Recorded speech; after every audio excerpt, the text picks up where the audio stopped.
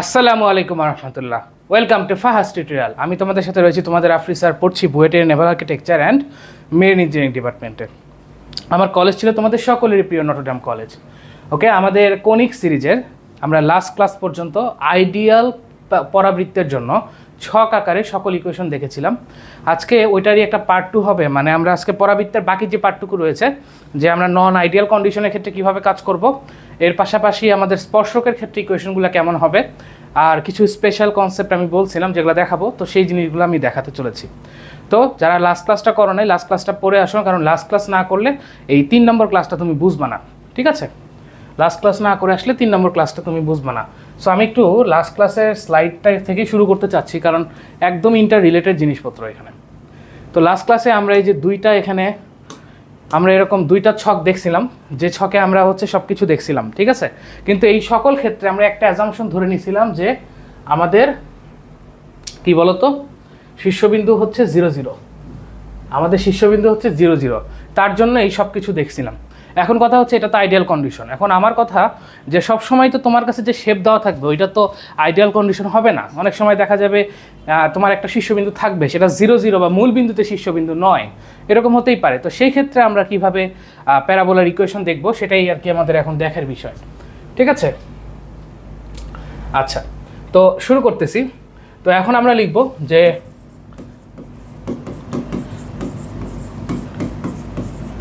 নন ideal parabola, এই কনসেপ্টটা থেকে শুরু করব। তার মানে আমাদের এখন যেটা হবে, আমাদের যে শীর্ষবিন্দু সেটা আর 0 0 হবে না। আমি ধরলাম শীর্ষবিন্দু হচ্ছে আলফা কমা বিটা। ঠিক আছে, আমি জাস্ট ধরে নিচ্ছি শীর্ষবিন্দু হচ্ছে আলফা কমা বিটা। মানে এতদিন পর্যন্ত শীর্ষবিন্দু 0 0 ধরছিলাম, আজকে আমরা ধরবো শীর্ষবিন্দু আলফা কমা বিটা। তাহলে আমরা যদি একটু কার্তেশীয় স্থানাঙ্কের সাহায্যে জিনিসটা দেখাতে চাই, তাহলে দেখো জিনিসটা এরকম হচ্ছে যে ধরে নাও যে এটা একটা XY স্থানাঙ্ক। তো এটা মূলবিন্দু ছিল, আগে এখানে শীর্ষ ধরছিলাম, কিন্তু আমি ধরলাম যে না, শীর্ষটা এখন এখানে শীর্ষ। ঠিক আছে, আলফা কমা বিটা, এটা হচ্ছে শীর্ষ আলফা কমা বিটা। তাহলে এই শীর্ষের জন্য আমাদের প্যারাবোলার ইকুয়েশনটা কীরকম হবে সেটা আমরা দেখতে চাচ্ছি। ঠিক আছে, এটার জন্য কীরকম হবে সেটা দেখতে চাচ্ছি, যে তোমার এই যে এইটুকু আলফা আর এইটা হচ্ছে বিটা। ঠিক আছে, এই যে এতটুকু আলফা আর এইটা হচ্ছে বিটা। ওকে, আমি এখন দেখতে চাচ্ছি যে আমার শীর্ষবিন্দু যদি এখানে হয় তাহলে আমার প্যারাবোলাটা কীরকম হবে। তো সেজন্য আমরা একটা কাজ করব। আমরা কি করব, আমাদের শীর্ষবিন্দু যদি আলফা কমা বিটা হয় তাহলে আমার সর্বপ্রথম আদর্শ ইকুয়েশনটা কী হবে এটা জানতে হবে। আমি ফার্স্টে যে ইকুয়েশন শিখেছিলাম সেটা হচ্ছে y² = 4ax। এটা কখন ছিল, যখন হচ্ছে আমার শীর্ষবিন্দু 0 0 ছিল। কিন্তু এবার আমরা শীর্ষবিন্দু হচ্ছে আলফা কমা বিটা নিচ্ছি, তখন যেটা হবে আমার শীর্ষবিন্দু এখানে চেঞ্জ হবে। মনে রাখবা এর মধ্যে এই যে প্রথম পার্টটা হচ্ছে ভুজ, আলফাটা হচ্ছে ভুজ, মানে আমি শীর্ষবিন্দু যখন আলফা কমা বিটা ধরলাম তখন আলফাটা হচ্ছে ভুজ আর বিটাটা হচ্ছে কোটি। ভুজ যায় x এর সাথে, কোটি যায় y এর সাথে। তো আগে ছিল y², এখন এটা হবে y - বিটা, কোটির সাথে মানে y এর সাথে কোটি বিয়োগ যাবে, সমান সমান 4 4এই থাক, x এর সাথে হচ্ছে x - আলফা। এটা কখন, যখন আমার শীর্ষবিন্দু হচ্ছে আলফা কমা বিটা। তখন মানে কি, আমি যদি আবার বলি যে আগে যখন y² = 4ax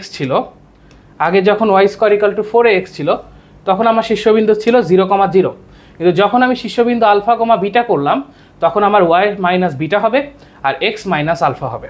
ঠিক আছে, তো আমার এই সমীকরণটা এরকম চেঞ্জ হয়ে যাবে। এখন এরকম যদি চেঞ্জ হয় তাহলে আমার ইকুয়েশনটা কীরকম হবে, বা ছবিটা মানে আমার ছবিটা দেখতেই বা কীরকম হবে, এটা আমাদের আগে জানতে হবে। ঠিক আছে, আচ্ছা, সবার আগে একটা জিনিস বুঝো যে এই y - বিটা হোল স্কয়ার সমান 4a × x - আলফা, যে ইকুয়েশনটা আমি এখানে লিখছি সেইটার অক্ষরেখা কোনটা হবে এটা বুঝতে হবে। তো অক্ষরেখা আমি আবার বলতেছি, যেটার উপরে পাওয়ার 1 সেটাই অক্ষরেখা। তাহলে দেখো এখানে পাওয়ার 1 কার উপরে, x এর উপরে, তার মানে এখানে হচ্ছে অক্ষরেখা x অক্ষের সমান্তরাল। এখন তুমি প্রশ্ন করতে পারো যে সমান্তরাল এটা বুঝলেন কেমনে, এটা একটু বুঝাই দেন। হ্যাঁ দেখো, যখন আমরা এইটা শিখছিলাম যে এখানে x এর পাওয়ার 1, তখন আমি বলছিলাম অক্ষরেখা হচ্ছে x অক্ষ। যখন আমি এইটা বলছিলাম যে তোমার হচ্ছে এখানে হচ্ছে x এর পাওয়ার 1, তাহলে অক্ষরেখা হচ্ছে x অক্ষ। কিন্তু এখন দেখো এখানে তো x নাই, x - আলফা আছে। তো যখন তোমার x এর সাথে কোনো কিছু যোগ বিয়োগ আকারে থাকবে তখন অক্ষরেখা হবে x অক্ষের সমান্তরাল, নট এক্স অক্ষ, ঠিক আছে।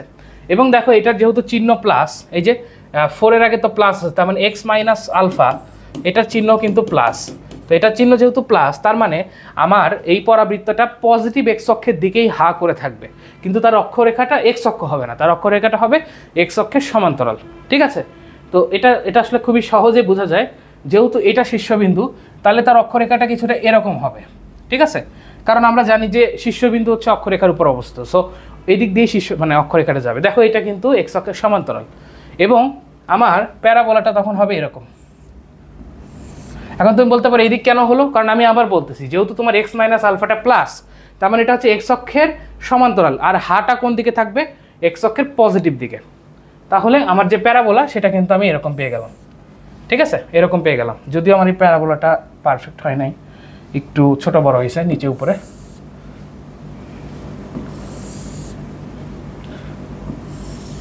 হ্যাঁ, এবার ভালো হয়েছে, ঠিক আছে। সো আমার এটা ছবি এরকম হচ্ছে। তো এখানে দেখো আমি ধরলাম এটা হচ্ছে তোমার উপকেন্দ্র, এটা তো তোমার হচ্ছে এ, এবং এটা কি, এটা হচ্ছে নিয়ম। আচ্ছা, এখানে আরেকটা জিনিস বুঝতে হবে যে আমি একটা জিনিস ধরে নিই, দেখো এটা এ, তো এটা এস, তাহলে জেডও একটা থাকবে, রাইট। তো জেডটা আমি ধরে নিচ্ছি হচ্ছে এইটা, আমি এটাকে জেড জেড মানে কি, মানে নিয়ামক রেখা ধরে নিচ্ছি। মানে দেখো এস, এটা তো তোমার এ, তাই না, ফোকাস দূরত্ব। একইভাবে যে এই বিন্দুটা, এটা হচ্ছে নিয়ামক রেখার পাদবিন্দু, তাহলে এই ডিস্টেন্সটাও এ, রাইট, ঠিক আছে। এটা এস, এটা এ, এটা জেড। আচ্ছা, আমি যদি এটাকে একটু এই পাশে সুন্দর মতো আঁকাতে চেষ্টা করি, তাহলে দেখো জিনিসটা কীরকম হচ্ছে। সো আমি এই জিনিসটাকে এরকম চিন্তা করতেছি যে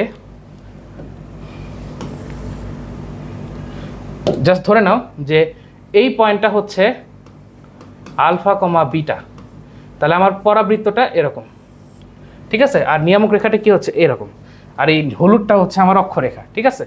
সো এটা হচ্ছে আমার বেসিক্যালি শীর্ষবিন্দু এ, এটা হচ্ছে আমার উপকেন্দ্র এস, এবং এটা হচ্ছে আমার নিয়ামক রেখার পাদবিন্দু জেড। তা আমি বলছি এ এস এর মান এ হলে এ জেড এর মানও এ হবে, ঠিক আছে। আমি লাস্ট ক্লাসে বলছি যে একটা পরাবৃত্তের সব কিছু যদি তুমি জানতে চাও, কিংবা একটা পরাবৃত্তের সব কিছু যদি পারতে চাও, তাহলে তোমাকে 5টা জিনিস জানতে হবে। একটা হচ্ছে শীর্ষবিন্দু স্থানাঙ্ক, উপকেন্দ্রের স্থানাঙ্ক, নিয়ামক রেখার পাদবিন্দু স্থানাঙ্ক, অক্ষরেখার সমীকরণ, নিয়ামক রেখার সমীকরণ। তাহলে এখানে আমরা একটা জানি আপাতত, সেটা হচ্ছে এ, অর্থাৎ শীর্ষবিন্দু স্থানাঙ্ক। তাহলে আমার এখন এস জানতে হবে, জেড জানতে হবে, অক্ষরেখার সমীকরণ জানতে হবে, নিয়ামক রেখার সমীকরণ জানতে হবে। তো এই জানার প্রসেসটাই আমরা এখন দেখব, ঠিক আছে। আশা করি এই পর্যন্ত সবাই ক্লিয়ার। তাহলে আসো আমরা এটা কীভাবে করব সেটা দেখাই। তাহলে আমি ইকুয়েশনটা কী পাইছি, আমার ইকুয়েশনটা ছিল y minus beta whole square সমান সমান 4a into x minus alpha, যেটার শীর্ষবিন্দুটা শুধুমাত্র আমি জানি, যেটা হচ্ছে আলফা কমা বিটা। তার মানে এইবার যে এ শীর্ষবিন্দু, সেটা হচ্ছে আলফা কমা বিটা, এবং ধরো এটা হচ্ছে অক্ষরেখা, এটা নিয়ামক রেখা, এটা হচ্ছে জেড, এটা জেড, এটা এস, এটাও এ, এটাও এ, ঠিক আছে। এখন আমার টার্গেট হচ্ছে, আমি শুধু এটা জানি আলফা কমা বিটা, আমার টার্গেট হচ্ছে এসটা বের করা, আমার টার্গেট হচ্ছে জেড বের করা, ঠিক আছে। আমার টার্গেট হচ্ছে এই অক্ষরেখার সমীকরণ বের করা। মনে রাখবা এই ক্ষেত্রে কিন্তু অক্ষরেখা এক্স অক্ষের সমান্তরাল, নট এক্স অক্ষ। তো আমার এখন এই সমীকরণটাও জানতে হবে, নিয়ামক রেখার সমীকরণটাও জানতে হবে। তো এই সব কিছু আমার এখন বের করতে হবে, ঠিক আছে। তো এটা আমি এখন কিভাবে বের করব সেটাই তোমাদের দেখাচ্ছি। মনে রাখবা যখন তোমার নন আইডিয়াল কন্ডিশন হবে, অর্থাৎ তোমার শীর্ষবিন্দু 0 0 না হয়ে শীর্ষবিন্দু আলফা বিটা হবে। এখন আলফা বিটার মান যে কোনো কিছু হতে পারে, ঠিক আছে, এর মধ্যে যে কোনো একটা 0 হতে পারে। আচ্ছা, তো সেই ক্ষেত্রে আমরা কি করব, মানে আমরা যত সূত্র শিখছি, দেখো আমরা যত সূত্র শিখছি সবগুলা কিন্তু এই যে এরকম আদর্শ কেসের জন্য শিখছি, আদর্শ কেসের জন্য শিখছি, আদর্শ কেসের জন্য শিখছি, যেখানে ওয়াইয়ের সাথে কোনো কিছু যোগ বিয়োগ নাই, এক্স এর সাথেও কোনো কিছু যোগ বিয়োগ নাই। কিন্তু আমার এখানে তো দেখো যোগ বিয়োগ চলে আসছে, তাহলে আমরা সূত্রটা কিভাবে করব, তাই না। এই জন্য আমরা যেটা করব, আমরা ধরে নিব, আমরা কি ধরে নিব, আমরা ধরে নিব এই ওয়াই মাইনাস বিটা এটা সমান সমান বড় হাতের ওয়াই। কেন ধরবো একটু পরেই বুঝতে পারবো, আগে ধরো। আর এই এক্স মাইনাস আলফা এটা সমান ধরে নিব বড় হাতের এক্স, ঠিক আছে। তাহলে বলো আমার এই ইকুয়েশনটা কীরকম আসতেছে, ওয়াই স্কোয়ার সমান সমান 4a ইন্টু এক্স। এখন এটা ভাইয়া এটা করে সুবিধা কি হলো, সুবিধাটা বুঝো। আগের বার তুমি সূত্রটা, মানে আমি যে সূত্রের তোমাদের টেবিল করে দিছি, সেই টেবিলের সমস্যা কি ছিল, তোমার শীর্ষবিন্দু 0 0 0, আর এইখানে হচ্ছে আমার আলফা বিটা থাকার কারণে আমি ডিরেক্টলি সূত্র ইউজ করতে পারতেছিলাম না। কিন্তু তুমি যখনই এই ওয়াই আর এক্স ধরে নিবা, তখন দেখো এটা কিন্তু আমার সূত্রের ফর্মেটে চলে আসে। কীরকম আমি তোমাদের যদি দেখাই, এই যে দেখো Y square equal to 4x, দেখো এই ফর্মেটেই চলে আসছে, দেখো Y square equal to 4x। হ্যাঁ, পার্থক্য কি? পার্থক্য আগে এখানে ছোট হাতের ওয়াই ছিল, এখানে ছোট হাতের এক্স ছিল, কিন্তু এটা ম্যাটার করে না, ঠিক আছে? তোমার তো সূত্রে পড়তেছে, তোমার যে সূত্রের ফর্মুলা ছিল, তোমার যে সূত্রের ইকুয়েশন ছিল সেটা তো পড়তেছে। তো সেটা পড়ার কারণে আমাদের এখন যে টেবিলের সূত্রগুলো ছিল প্রত্যেকটা সূত্র এটার জন্য প্রযোজ্য। এখন তুমি বলতে পারো যে ভাইয়া তাহলে মানে আমার নন আইডিয়াল ক্ষেত্রে আলাদা কী হলো? তাহলে তো নর্মালটাই হয়ে গেল। এখন আলাদা কী হলো এটা একটু পরে দেখতে পারবা, ঠিক আছে? আশা করি এই পর্যন্ত বুঝছো। তাহলে আমি কি করতেছি, আমি y minus beta whole square সমান সমান 4a এক্স মাইনাস আলফা, এটাকে ধরে নিচ্ছি y square equal to 4a into বড় হাতের এক্স, ঠিক আছে? তাহলে আমি কি করব, প্রথমে একটু বোঝার দরকার আছে। প্রথমে আমি শীর্ষবিন্দু বের করবো। আমি জানি, আমি এটা ঠিকই জানি যে এটা শীর্ষবিন্দু আলফা কমা বিটা, কিন্তু আমি আসলে দেখাতে চাচ্ছি যে আমি যে এই জিনিসটা ধরে নিলাম, এটা আমার ঠিক আছে, এটা আমি দেখাতে চাই। তাহলে কি করব, আমি এই ইকুয়েশনের সাহায্যে শীর্ষবিন্দু বের করব। মানে আমার কথাটা বুঝো, তুমি এই ইকুয়েশনটাকে সেকেন্ড ইকুয়েশন ধরে নিছো, তুমি প্রথম সমীকরণটাকে এরকম ওয়াই মাইনাস বিটাকে বড় হাতের ওয়াই, এক্স মাইনাস আলফাকে বড় হাতের এক্স ধরে নিছো। এখন তুমি যে ধরলা এটা কি ঠিক হইলো কিনা এটা তো তোমার জানতে হবে। তো সেটা কিভাবে জানবো? আমি জানার উপায় কি, একটা জাস্টিফাই করতে হবে, মানে একটা শুদ্ধি পরীক্ষা টাইপের করতে হবে। এখন তুমি তো একটা জিনিস জানো, সেটা হচ্ছে শীর্ষবিন্দু। তাহলে আমি কি করব, এই ইকুয়েশন থেকে শীর্ষবিন্দু বের করব, মানে দ্বিতীয় ইকুয়েশন, এখান থেকে শীর্ষবিন্দু বের করে আমি দেখবো যে সেই শীর্ষবিন্দু এটা হচ্ছে কিনা। যদি এটা হয় তার মানে ঠিক আছে, ওকে? আচ্ছা, তাহলে এখন আসা শুরু করি। তো প্রথমে দেখো এখানে Y square equal to 4x, এটা শীর্ষবিন্দু, তুমিও বুঝতেছো 0 0 হবে, রাইট? এটা শীর্ষবিন্দু কত হবে? 0 0। কিন্তু এখানে একটা জিনিস বুঝার আছে, এই যে তুমি 0 0 লিখছো সেটা কিন্তু ছোট হাতের x ছোট হাতের y এর জন্য লেখো নাই। তুমি এই যে 0 0 নিছো সেটা নিছো হচ্ছে বড় হাতের x বড় হাতের y। মানে এখন তুমি যে কোয়ান্টিটিতে চলে আসছো, মানে তুমি যখন y মাইনাস বিটাকে বড় হাতের y, এক্স মাইনাস আলফাকে বড় হাতের x ধরছো, তখন কিন্তু তুমি আর নর্মাল কার্টেসীয় সমীকরণে নাই। আগে ছিল কি, এখানে ছোট হাতের x ছিল, এখানে ছোট হাতের y ছিল। এখন আমি এটাকে চেঞ্জ করছি, চেঞ্জ করে এই কোয়ার্ডিনেটটা চেঞ্জ করে আমি কি করছি, আমি এটাকে বড় হাতের x বড় হাতের y নিছি, বুঝছো? মানে আমি তোমার অক্ষটাই চেঞ্জ করে ফেলছি, বুঝতে পারছো? মানে আমার আগে ছিল ছোট হাতের x ছোট হাতের y যুক্ত কার্টেসীয় সমীকরণ, মানে কার্টেসীয় স্থানাঙ্কের হিসাব। এখন আমি কি করছি, আমার কার্টেসীয় সমীকরণটাই চেঞ্জ করে ফেলছি। আমি ছোট হাতের x ছোট হাতের y এর পরিবর্তে বড় হাতের x বড় হাতের y লিখে নিছি, যেখানে এই বড় হাতের x সমান সমান ছোট হাতের x মাইনাস আলফা, বড় হাতের y সমান সমান y মাইনাস বিটা। কিভাবে পাইলাম? এই যে x মাইনাস আলফা সমান x, y মাইনাস বিটা সমান y, বুঝতে পারছো? এখন দেখো এইটার জন্য তুমি শীর্ষবিন্দু পাইছো 0 0। তুমি যখন বড় হাতের x আর বড় হাতের y যুক্ত কার্টেসীয় সমীকরণ নিছো, বড় হাতের x এবং বড় হাতের y যুক্ত কার্টেসীয় সমীকরণ নিছো, তুমি যখন বড় হাতের x আর বড় হাতের y যুক্ত কার্টেসীয় সমীকরণ নিছো, তখন তুমি কি করছো, তখন তুমি এই পয়েন্টটাতে শীর্ষবিন্দু পাচ্ছ। তাহলে এই পয়েন্টে যে শীর্ষবিন্দু পাইলা সেটা কিন্তু ছোট হাতের x ছোট হাতের y এর জন্য পাও নাই, তুমি পাইছো বড় হাতের x বড় হাতের y এর জন্য। তার মানে এই পয়েন্টে যে তুমি এখন 0 0 লিখতেছো, এটা কিন্তু মানে মনে করো আমি এই পয়েন্টে একটা পি ধরে নিব, সেই পিটা কিন্তু বড় হাতের x কমা বড় হাতের y হবে, ঠিক আছে?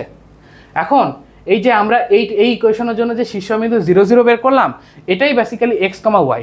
এখন এখান থেকে বোঝা যাচ্ছে যে বড় হাতের স্থানাঙ্কের ক্ষেত্রে এখানে x সমান 0, এখন x এর মান কত? x মাইনাস আলফা সমান 0, অর্থাৎ x সমান সমান আলফা, ঠিক আছে?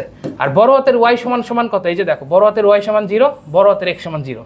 তাহলে এটা কত লেখা যায়? y মাইনাস বিটা সমান 0, অর্থাৎ y সমান সমান বিটা।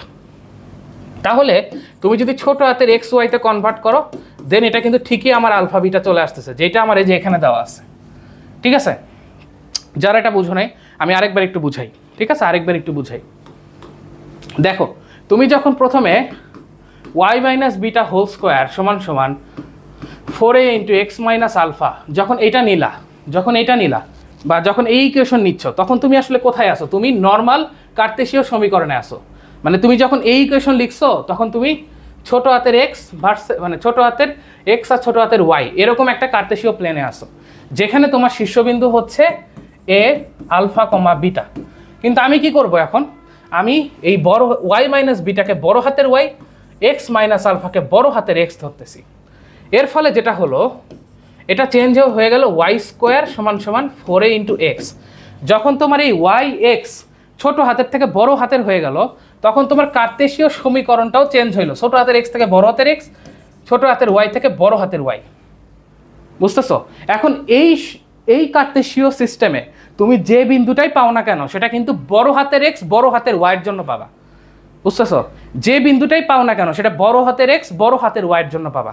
তখন সেটাকে তুমি যদি ছোট হাতের এক্স ছোট হাতের ওয়াইতে নিয়ে যেতে চাও, তাহলে কি করতে হবে সেটা আমি একটু আরও দেখবা, সামনে আরও দেখবা। তাহলে এখন দেখো, আমি একটা জিনিস ধরে নিই, ধরো এই পয়েন্ট, একটা পয়েন্ট আছে ধরো এম কমা এন, ঠিক আছে? তো এই এম কমা এনটা কোথায় আছে? এই বড় হাতের এক্স বড় হাতের ওয়াই এই কার্তেশীয় প্লেনে আছে। তার মানে কি, এইখানে হচ্ছে বড় হাতের এক্স সমান সমান এম, এই পয়েন্টের জন্য, এই পয়েন্টের জন্য বড় হাতের এক্স সমান সমান এম। তাহলে আমি যদি ছোট হাতেটা কনভার্ট করতে চাই, তাহলে এক্স মাইনাস আলফা সমান এম, অর্থাৎ এক্স সমান সমান আলফা প্লাস এম। তার মানে এই এক্স, এই পয়েন্টটা তুমি যদি এই কার্তেশীয় স্থানাঙ্কে আনতে চাও, তাহলে সেটা কত আসবে ধরলাম। আচ্ছা, আমি একটা কাজ করি তোমাদের এটা বোঝানোর জন্য, আরেকটা প্লেন নেই, তাহলে বুঝতে সুবিধা হবে, ঠিক আছে? খেয়াল করো, আমি আসলে তোমাদের একটু বেসিকটা বোঝাতে চাচ্ছি। বেসিকটা তোমরা যদি বুঝতে পারো না, একদম সহজ। খেয়াল করো, এটা দেখো, তাহলে আরো ভালো ক্লিয়ার হবে। ধরে নিচ্ছি আমি এটাকে ছোট হাতের এক্স ছোট হাতের ওয়াই এই প্লেনটা নিলাম, ঠিক আছে? আর এখানে আমি নিলাম বড় হাতের এক্স বড় হাতের ওয়াই, এরকম একটা প্লেন, ঠিক আছে? যেখানে আমি ধরে নিছি যে বড় হাতের এক্স সমান সমান এক্স মাইনাস আলফা, বড় হাতের ওয়াই সমান ওয়াই মাইনাস বিটা, আমি ধরে নিলাম, ঠিক আছে?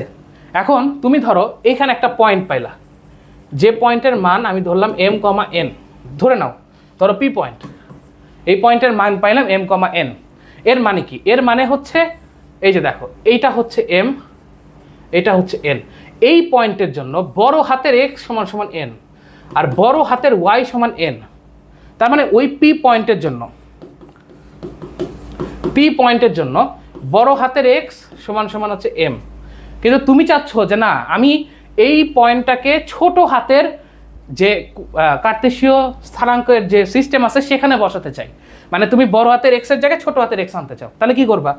এক্স মাইনাস আলফা সমান সমান এম, তাহলে এক্স সমান সমান এম প্লাস আলফা। তার মানে এই পি পয়েন্টটাকে তুমি যদি এইটাতে আনতে চাও, ধরলাম সেটা এইটারে, তখন তার ভুজটা এম এর পরিবর্তে সেটা হবে এম প্লাস আলফা। আগে ছিল শুধু এম, এখন সেটা হয়ে গেছে এম প্লাস আলফা। বুঝতে পারছো? আচ্ছা, একইভাবে আমি যদি ওয়াইটা চিন্তা করি, ওয়াই সমান এন, তাহলে সেটাকে আমি লিখতে পারি ওয়াই মাইনাস বিটা সমান হচ্ছে এন, তাহলে ওয়াই সমান সমান বিটা প্লাস এন। তার মানে এইখানকার যে এন ছিল সেটাকে তুমি যখন ছোট হাতের এক্স ওয়াই কার্তেশীয় স্থানাঙ্কে নিয়ে আসলা, তখন সেটা হয়ে গেল সেটা হয়ে গেল এন প্লাস বিটা। ঠিক আছে? আমি এই জিনিসটাকেই কাজে লাগাতে চাই। এখন কিভাবে কাজে লাগাবো দেখো, একটু বুঝো।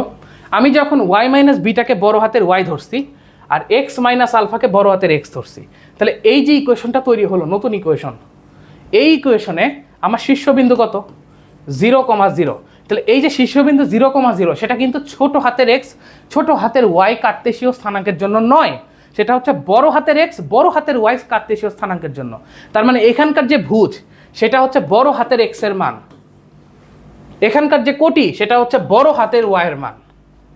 তাহলে আমি চাই ছোট হাতের জন্য, কারণ আমার যে ইকুয়েশন, আমার যেটা অরিজিনাল ইকুয়েশন সেটা তো ছোট হাতের এক্স ছোট হাতের ওয়াইয়ের জন্য, তাই না? তাহলে আমি যে সূত্রগুলো বসাবো সেটা কিন্তু ছোট হাতের এক্স ছোট হাতের ওয়াইয়ের জন্যই বসাবো। আমি আমার ক্যালকুলেশনের সুবিধার্থে বড় হাতের এক্স বড় হাতের ওয়াই ধরে নিচ্ছি। তাহলে বড় হাতের এক্স সমান কত? এক্স মাইনাস আলফা সমান 0, তাহলে এক্স সমান সমান আলফা। আর বড় হাতের ওয়াই মানে কি? ওয়াই মাইনাস বিটা সমান 0, তার মানে ওয়াই সমান সমান বিটা।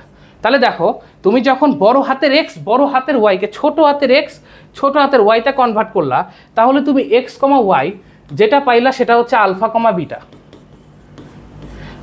তার মানে তোমার বড় হাতের এক্স ওয়াই প্লেনে শীর্ষবিন্দু যদি 0,0 হয়, এই পয়েন্টটাই তুমি যখন ছোট হাতের এক্স ওয়াইতে নিয়ে আসতেছো সেটা হয়ে যাচ্ছে আলফা বিটা। তার মানে এই পয়েন্টটা যদি শীর্ষবিন্দু হয়, এই পয়েন্টটাও শীর্ষবিন্দু। ঠিক আছে? তার মানে 0,0টা হচ্ছে বড় হাতের এক্স বড় হাতের ওয়াই প্লেনের জন্য শীর্ষবিন্দু, আর আলফা বিটা হচ্ছে ছোট হাতের এক্স ছোট হাতের ওয়াই, মানে আমার যে অরিজিনাল যে প্লেনটা আছে তার জন্য শীর্ষবিন্দু, মানে অরিজিনাল যে সিস্টেমটা আছে তার জন্য শীর্ষবিন্দু। আরও ভালো বুঝতে পারবে, আমি একটু আগাই। তাহলে আরও ভালো বুঝতে পারবা। দেখো আমি আবার জিনিসটা আমি আরেকবার রিপিট করতেছি যাতে তোমরা বুঝতে পারো। মানে আমার কাছে যে ইকুয়েশন দেওয়া আছে y minus beta whole square সমান হচ্ছে 4ax মাইনাস আলফা, এটাকে আমরা ডিরেক্টলি সূত্রে ফেলাইতে পারি না। এই জন্য আমরা কি করি, আমরা এটাকে ধরে নেই যে y মাইনাস বিটা সমান y বড় হাতের y আর x মাইনাস আলফা সমান বড় হাতের x। ঠিক আছে, এখন আমরা এই ইকুয়েশনের জন্য সবগুলো সূত্র বের করব এবং সবগুলো সূত্রতে ভুজ যেটা পাবো সেটা হচ্ছে বড় হাতের x, তো সেটাতে আমরা ছোট হাতের x এ কনভার্ট করব। যেমন আমি যদি এই সমীকরণের জন্য শীর্ষবিন্দু বের করি সেটা আসতেছে 0 0, কিন্তু এই 0 0 কিন্তু ছোট হাতের x ছোট হাতের y এর জন্য না, এটা হচ্ছে বড় হাতের x বড় হাতের y এর জন্য, বড় হাতের x বড় হাতের y এর জন্য। কিন্তু এটা তো আমার অ্যান্সার না, আমার অ্যান্সার হচ্ছে যখন তুমি ছোট হাতের x ছোট হাতের y তে নিয়ে যাবা।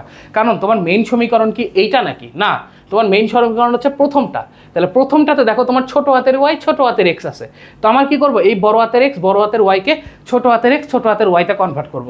তাহলে আমি x, y যে মানটা পাবো সেটা শীর্ষবিন্দু। ঠিক আছে, তাহলে এখান থেকে লেখা যায় x সমান 0 অর্থাৎ x মাইনাস আলফা সমান 0 অর্থাৎ x সমান সমান আলফা। একইভাবে y সমান 0, তাহলে y মাইনাস বিটা সমান 0, সো y সমান সমান বিটা। তাহলে অরিজিনাল যে শীর্ষবিন্দু সেটা হচ্ছে আলফা কমা বিটা, যেটাই দেখো আমার যে প্রথমে এটার শীর্ষবিন্দু কত ছিল, আলফা বিটা ছিল না, দেখো মিলে গেছে। তার মানে আমি যেটা ধরছি এটাতে কোনো সমস্যা নাই। আসো আমরা এরপরে উপকেন্দ্র বের করব, তাহলে তোমরা আরও ক্লিয়ার হবা। উপকেন্দ্রের জন্য ইকুয়েশনটা বের করব, তাহলে তোমরা আরও ক্লিয়ার হবা। আচ্ছা উপকেন্দ্র, আসো উপকেন্দ্রের জন্য। তো তুমি জানো যে এই যে আমি একটা কাজ করি, সমীকরণের নাম দিই, ধরো এটা 1 নম্বর সমীকরণ, এটা তোমার 2 নম্বর সমীকরণ। তাহলে ধরো আমি 2 নম্বর সমীকরণে উপকেন্দ্রের সূত্র ইউজ করতে চাই, y square equal two 4ax। এটার জন্য আমার দেখো উপকেন্দ্রের সূত্রটা কি ছিল, এই যে দেখো y square equal two 4ax, এটার জন্য আমার উপকেন্দ্রের সূত্র ছিল a, 0 ছোট হাতের a, 0। তাহলে ওই রে ভাই কত দূর, হ্যাঁ, তাহলে আমার 2 নম্বর সমীকরণের জন্য উপকেন্দ্রের সূত্রটা হচ্ছে a, 0, কারণ এই যে দেখো y square equal two 4ax, সূত্রটা কি a, 0, কিন্তু a, 0 এটা কিন্তু ছোট হাতের x ছোট হাতের y এর জন্য না, এটা বড় হাতের x বড় হাতের y এর জন্য। তার মানে এটা সমান সমান হচ্ছে বড় হাতের x বড় হাতের y, তার মানে বড় হাতের x সমান এখানে a, তাহলে এটাকে লিখতে পারি x মাইনাস আলফা সমান a, তাহলে ছোট হাতের x সমান সমান a প্লাস আলফা। ঠিক আছে, একইভাবে বড় হাতের y সমান 0, y মাইনাস বিটা সমান 0, তাহলে y সমান সমান বিটা। তার মানে অরিজিনালি যে তোমার উপকেন্দ্র ছোট হাতের x, ছোট হাতের y এর জন্য, বা আরও ভালো করে বললে 1 নম্বর ইকুয়েশনের জন্য যে উপকেন্দ্র হবে সেটা হচ্ছে x, y অর্থাৎ a plus alpha comma beta. এই সূত্রগুলো তোমার মুখস্থ করার দরকার নেই, আমার মতো করে ধরে ধরে করবা। আমরা ধরে নিব y মাইনাস বিটা সমান বড় হাতের y, x মাইনাস আলফা সমান বড় হাতের x। ঠিক আছে, আমরা সামনে অনেক ম্যাথ করব, এগুলো একদম পানির মতো সোজা হয়ে যাবে, তোমরা জাস্ট এখন দেখতে থাকো। কেবল প্রথম দেখছো তো একটু কঠিন লাগতে পারে। ঠিক আছে, আচ্ছা এটা গেল উপকেন্দ্র। আমরা আরও বের করতে চাই, আমরা নিয়ামক রেখার পাদবিন্দু বের করবো। আসো নিয়ামক রেখার পাদবিন্দু, আমরা জানি যে নিয়ামক রেখার পাদবিন্দু তোমার হচ্ছে এই 1 নম্বর বাদ দাও, আমরা তো 2 নম্বরটা আইডিয়াল ইকুয়েশনের মধ্যে পড়ে। সো 2 নম্বরের জন্য নিয়ামক রেখার পাদবিন্দু হচ্ছে -a, 0। কিভাবে পাইলাম, এই যে দেখো y square equal two 4ax, এটার জন্য নিয়ামক রেখার পাদবিন্দু হচ্ছে -a, 0, কিন্তু এটা তো বড় হাতের x বড় হাতের y এর জন্য, কিন্তু তোমার দরকার ছোট হাতের x ছোট হাতের y এর জন্য। তার মানে কি, আমি এখানে বড় হাতের x সমান সমান লিখবো -a, অর্থাৎ x মাইনাস আলফা সমান -a, অর্থাৎ x সমান সমান আলফা প্লাস আলফা মাইনাস a। ঠিক আছে, একইভাবে বড় হাতের y সমান 0, অর্থাৎ y মাইনাস বিটা সমান 0, অর্থাৎ y সমান সমান বিটা। তার মানে আমি যখন তুমি ছোট হাতের x, y তে নিয়ে যাবা, কিংবা 1 নম্বর সমীকরণ মানে ছোট হাতের x, y, এই যে এইটা, এই যে প্রথমটা, এটার জন্য যখন নিয়ে যাবা তখন আমার এটা কি হবে, ছোট হাতের x, ছোট হাতের y, অর্থাৎ আলফা মাইনাস a, বিটা। এটাই হচ্ছে আমার নিয়ামক রেখার পাদবিন্দু। এগুলো মুখস্থ করা যাবে না, এগুলো বুঝতে হবে। ঠিক আছে, আমি এরকম ধরে নিয়ে ম্যাথ করব। ঠিক আছে, আচ্ছা নাম্বার 3, অক্ষরেখার সমীকরণ।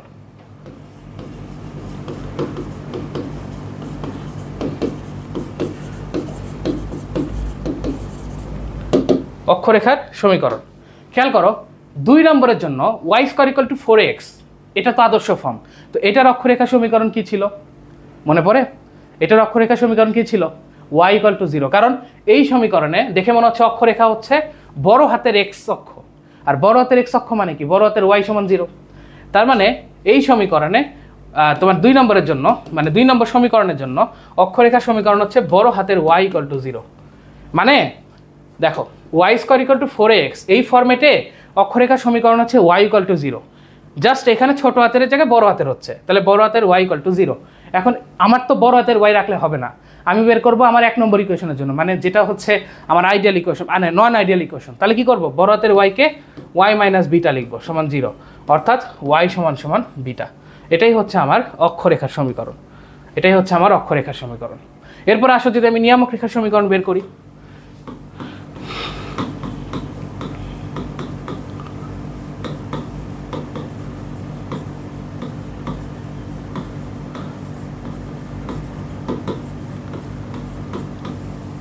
নিয়ামক রেখার সমীকরণ বের করি। তুমি জানো যে Y square equal to 4x, এটার জন্য নিয়ামক রেখার সমীকরণ কত, x ইকুয়াল টু -a। এই যে দেখো আমি যদি একটু দেখাই তোমাকে, এই যে দেখো Y square equal to 4x, এটার জন্য নিয়ামক রেখার সমীকরণ হচ্ছে x equal to -a, right. এখানে জাস্ট ছোট হাতের x এর জায়গায় বড় হাতের x হবে, কারণ তুমি বড় হাতের x বড় হাতের y ধরে নিছো, রাইট। সো আমার নিয়ামক রেখার সমীকরণ আমি কি ধরবো, আমি ধরবো x ইকুয়াল টু -a। কিন্তু এটা তো আমার হবে না, কারণ এটা বড় হাতের x, তুমি তো ছোট হাতের x y তে নিয়ে যাবা। তাহলে কি করবা, x মাইনাস আলফা সমান -a, অর্থাৎ x সমান সমান আলফা মাইনাস a। এটাই হচ্ছে তোমার নির্দিষ্ট নিয়ামক রেখার সমীকরণ, এটাই হচ্ছে তোমার নিয়ামক রেখার সমীকরণ, ঠিক আছে। এটাই হচ্ছে তোমার নিয়ামক রেখার সমীকরণ। এরপরে আমি যদি বলি উপকেন্দ্রিক লম্ব, ঠিক আছে, আমি যদি বলি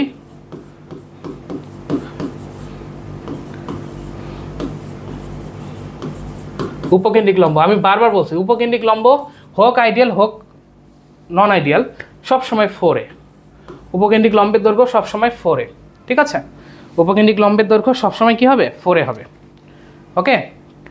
এরপর আসো উপকেন্দ্রিক লম্বের প্রান্তবিন্দু, এটা খুব ইম্পর্টেন্ট।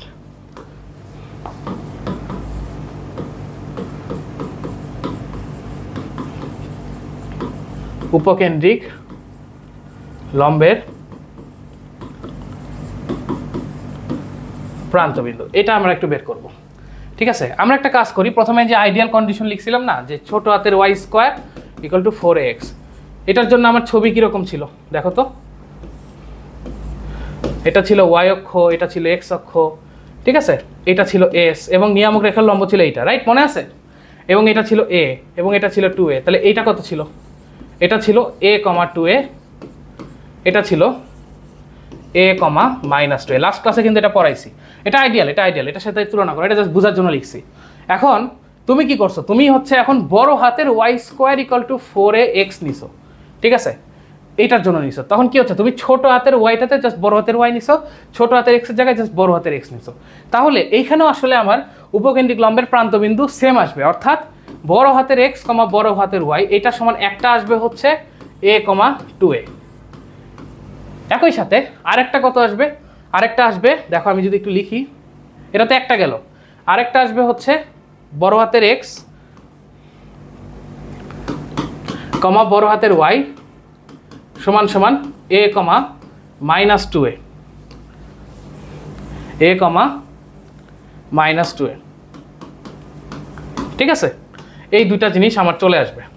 তাহলে এই দুটা জিনিস যদি আমার আসে, তাহলে আমরা কি করব, আমরা প্রথমে এটার জন্য দেখি। এটার জন্য প্রথমে আমরা যেহেতু বড় হাতের এক্স বড় হাতের ওয়াই নিব না, আমরা ছোট হাতের এক্স ছোট হাতের ওয়াইতে নিব।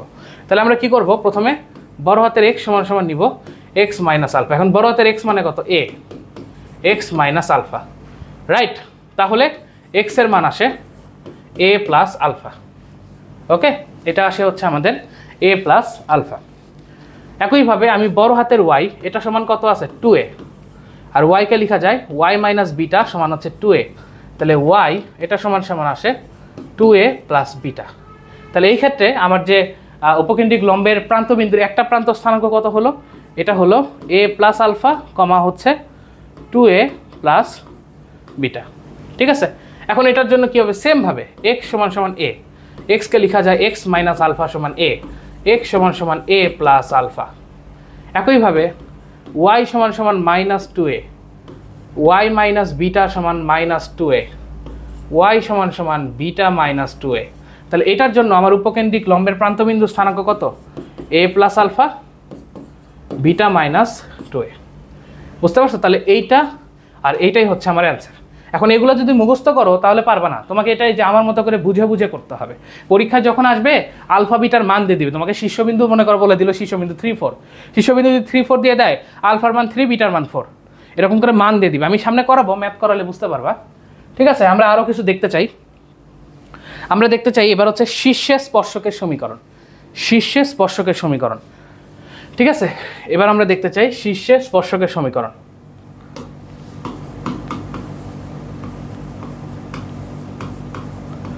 শীর্ষে স্পর্শকের সমীকরণ, এটা একটু দেখতে চাই। তোমার কি মনে আছে কিনা আমি জানি না, যখন তুমি y square equal to 4x নিয়েছিলা তখন আমার শীর্ষে স্পর্শক ছিল y অক্ষ। তখন আমার শীর্ষে স্পর্শক মানে কি? তখন আমার শীর্ষে যে স্পর্শক ছিল সেটা ছিল হচ্ছে y অক্ষ। আর y অক্ষ যদি হয় তাহলে শীর্ষ স্পর্শকের সমীকরণ কত ছিল? x equal to 0।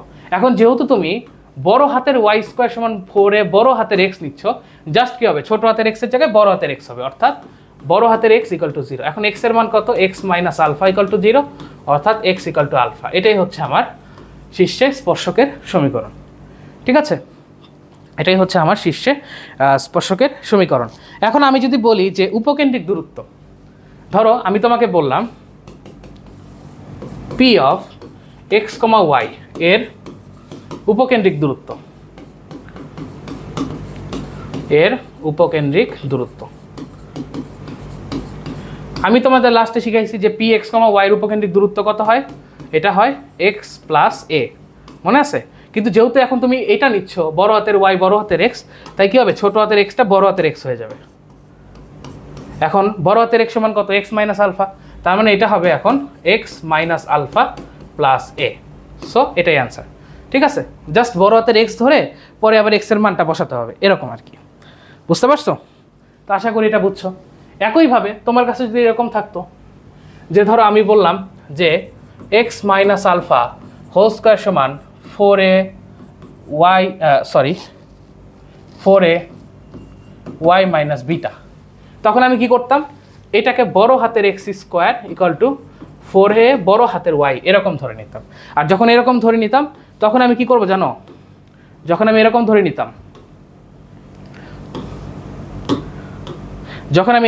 নিতাম, তখন আমার আদর্শ সমীকরণ এইটা ফলো করতো, এইটা ফলো করে এই যে সূত্রগুলো আছে, এই সূত্রগুলো আমরা ঠিক আগের মতোই লিখতাম, জাস্ট লাস্টে কি করতাম? এক্স এর জায়গায় বড় হাতের এক্স এর জায়গায় এক্স মাইনাস আলফা, বড় হাতের ওয়াই এর জায়গায় ওয়াই মাইনাস বিটা। এখান থেকে আমরা ছোট হাতের এক্স ছোট হাতের ওয়াই ভ্যালু বের করে, মানে এখন যেভাবে করলাম ঠিক সেম ভাবে আমরা মানগুলা বের করে আমার এই স্থানাঙ্কগুলা এই সমীকরণগুলো বের করতাম। ঠিক আছে, আমরা যখন সামনে ম্যাথ করব এটা আরও ভালো বুঝতে পারবো যে এটা কীভাবে কাজ করে, কেমনে কি হচ্ছে। ঠিক আছে, আমরা সামনে আরও ভালো বুঝবো। আর যারা বুঝো নাই প্লিজ এইটুকু আবার একটু দেখে নিও রেকর্ডটা, তোমার এটা ক্লাস তো রেকর্ডই যাচ্ছে, সো তোমরা একটু দেখে নিতে পারো আবার। ঠিক আছে, এটাও কি হবে? Same technique. সো এটা একটু ট্রাই ইয়োর সেলফ, মানে এটার জন্য যত ইকুয়েশন সেগুলো একটু নিজেরা ট্রাই করবা, যত সূত্র নিজেরা বের করবা। ঠিক আছে, এগুলো মুখস্থ করলে মনে থাকবে না। তুমি কি করবা? এটাকে এই যে এরকম একটা আদর্শ ফর্ম ধরে নিবা, এক্স মাইনাস আলফাকে এক্স ধরবা, ওয়াই মাইনাস বিটাকে ওয়াই ধরবা। তারপরে আমার যে নর্মাল সূত্রগুলো যে ছকের মধ্যে শিখাইছি না, সেই সূত্রগুলো এটার জন্য লিখবা। লেখার পরে যে ভুজ আসবে, ভুজ মানে কি? বড় হাতের এক্স সমান সেই ভুজটা, বড় হাতের এক্সের জায়গায় লিখবা এক্স মাইনাস আলফা সমান সেইটা। সো সেখান থেকে ছোট হাতের এক্স বের করবা। একইভাবে বড় হাতের ওয়াই সমান ওইটার কোটি, বা যেখানে ওয়াই আছে সেখানে বড় হাতের ওয়াই দিবা, তারপর সেখানে বড় হাতের ওয়াইয়ের জায়গায় ওয়াই মাইনাস বিটা, সেখান থেকে ছোট হাতের ওয়াইয়ের মানটা বের করবা, তাহলেই হয়ে যাবে। জাস্ট একটু আগে যেটা দেখালাম সেম নিয়ম। ওকে, আচ্ছা আমরা এখন আরেকটা সেক্টরে যেতে চাচ্ছি। এইটা যদি বুঝতে পারো আমরা আরেকটা সেক্টরে যেতে চাচ্ছি, বুঝছো? এটা যদি বুঝো তাহলে আমরা আরেকটা সেক্টরে দেখতে চাচ্ছি। তাহলে প্যারাবোলার দেখো, আমরা যে আদর্শ সমীকরণগুলো শিখলাম, প্যারাবোলার যে আদর্শ সমীকরণগুলো শিখলাম সেগুলো হচ্ছে এরকম ফরম্যাটের, মানে y square equal to 4x, y square equal to -4x, x square equal to 4ay, কিংবা x square equal to -4ay। আরেক ধরনের আদর্শ সমীকরণ আছে, আমার প্যারাবোলার আরেক ধরনের আদর্শ সমীকরণ আছে, সেটা আমি একটু দেখাতে চাচ্ছি। ধরো আমি তোমাকে বললাম যে x equal to ay square by plus c, এটাও একটা প্যারাবোলা। এটা হচ্ছে আরেক ধরনের আকার, বুঝছো? প্যারাবোলার আরেক ধরনের আদর্শ সমীকরণ, ঠিক আছে? তো দেখো এটাও একটা প্যারাবোলা। বুঝলাম কেমনে ভাইয়া? দেখো আমার y এর উপর পাওয়ার 2, x এর উপর পাওয়ার 1। আমি বারবার বলতেছি, যখনই দুইটা চলক x আর y, দুইটা চলকের একটার উপর পাওয়ার স্কোয়ার থাকবে আর একটা সিঙ্গেল থাকবে, মানে পাওয়ার 1 হবে, তখন সেটা প্যারাবোলা। দেখো এখানে y এর উপর স্কোয়ার আছে, x এর উপর 1 আছে, হ্যাঁ, তার মানে কি এটা প্যারাবোলা। কিন্তু দেখো আমরা যে নর্মাল শিখছি যে y square equal to 4x কিংবা y minus beta whole square equal to 4x minus alpha, কোনো ফরম্যাটেই কোনো টাইপের মিলতেছে না, তারপরও তো এটা প্যারাবোলা। সো মনে রাখবা এটা হচ্ছে আরেকটা আদর্শ সমীকরণ, যেখানে যেটা সিঙ্গেল থাকবে সেটাই হচ্ছে অক্ষরেখা। এখন দেখো এখানে যেহেতু এক্স আছে শুধুমাত্র, তার মানে এই ক্ষেত্রে হচ্ছে অক্ষরেখা কি হবে বলো তো? এই ক্ষেত্রে অক্ষরেখা এক্স অক্ষের উপর আছে, ঠিক আছে? তাহলে এই অক্ষরেখা হচ্ছে এক্স অক্ষের উপর আছে। অথবা যদি এখানে এক্স এর জায়গায় এক্স মাইনাস আলফা থাকতো, তাহলে আমরা লিখতাম অক্ষরেখা এক্স অক্ষের সমান্তরাল। ম্যাথ করার সময় আরো ভালো বুঝবা, ঠিক আছে? সমান্তরাল, ব্যাস এইটুকু জানলেই হবে, আমার আর বেশি কিছু জানতে হবে না। জাস্ট তোমাদের এটা দেখানোর উদ্দেশ্য হচ্ছে জাস্ট এটা বোঝানো যে এখান থেকে যেন বুঝতে পারো, ঠিক আছে? একইভাবে আমার ইকুয়েশনটা এরকমও থাকতে পারতো, y সমান ax square plus bx plus c. এখান থেকে ম্যাথ কেমনে আসে, এই ইকুয়েশন থেকে ম্যাথ কেমনে আসে, এটা আমরা যখন ম্যাথ করব তখনই বুঝতে পারবা, ঠিক আছে? তো এইটার জন্য আমার অক্ষরেখা y অক্ষ অথবা y অক্ষের সমান্তরাল। এখন দেখো যেহেতু এই প্রথমটাতে এক্স এর সাথে যে সহগ সেটা পজিটিভ বা এক্স এর চিহ্ন পজিটিভ, তাই আমার হা করা পরাবৃত্ত যে হা করে থাকবে সেটা পজিটিভ এক্স অক্ষের দিকে। একইভাবে দেখো এখানে ওয়াই এর আগে চিহ্ন পজিটিভ, তার মানে এখানে যে হা করে থাকবে সেটা পজিটিভ ওয়াই এর দিকে, ঠিক আছে? এটা জাস্ট জানলেই হবে, ওকে? আরেকটা স্পেশাল আছে, একটা স্পেশাল ইকুয়েশন আছে, ঠিক আছে? একটা স্পেশাল এই কারণে, কারণ এটা শুধু এমসিকিউতে আসে। সেটা হচ্ছে তুমি যদি এরকম একটা ইকুয়েশন দেখো, √x প্লাস √y সমান √a, সো মনে রাখবে এটা একটা প্যারাবোলা। এখান থেকে অন্য কোনো কোশ্চিন আসে, তোমাকে জাস্ট জিজ্ঞেস করে যে √x প্লাস √y সমান √a, এটি কোন x নির্দেশ করে কিংবা এটি কোন আকার নির্দেশ করে? অ্যান্সার হচ্ছে প্যারাবোলা বা পরাবৃত্ত। অ্যান্সার হচ্ছে প্যারাবোলা বা পরাবৃত্ত, ঠিক আছে? এখান থেকে আর কোনো কোশ্চিন আসে না, জাস্ট বলে এই ইকুয়েশনটা কোন আকার নির্দেশ করে, অ্যান্সার হচ্ছে পরাবৃত্ত, ঠিক আছে? কিন্তু এই দুইটা থেকে ম্যাথ আসে, এই দুইটা থেকে কিভাবে ম্যাথ আসে, কিভাবে ম্যাথ করতে হয়, এটা আসলে থিওরিটিক্যালি বোঝানো কিছু নাই। এটা যখন ম্যাথ করাবো, ম্যাথেই তুমি ডিরেক্টলি দেখতে পারবা যে এরকম যদি ইকুয়েশন আসে তখন আমরা ম্যাথ কেমনে করব, ঠিক আছে? আচ্ছা, সো এটা যদি ক্লিয়ার হয়, আমরা এখন আমাদের স্পর্শক রিলেটেড কথাবার্তায় চলে যাব। স্পর্শক রিলেটেড কথাবার্তা, ঠিক আছে? এটা যদি বুঝতে পারো, আমরা এখন স্পর্শক রিলেটেড কথাবার্তায় চলে যাব। এইটা তোমাদের জন্য খুব গুরুত্বপূর্ণ, স্পর্শক রিলেটেড কথাবার্তা, বুঝছো? সো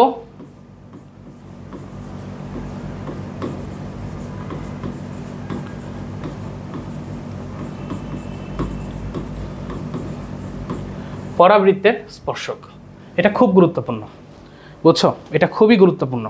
পরাবৃত্তের স্পর্শক, আগে বুঝতে হবে স্পর্শক কী জিনিস। স্পর্শক হচ্ছে এমন একটা সরলরেখা যেটা ওই ফিগারকে শুধুমাত্র একটি বিন্দুতে স্পর্শ করে চলে যায়, একাধিক বিন্দুতে ছেদ করতে পারে না।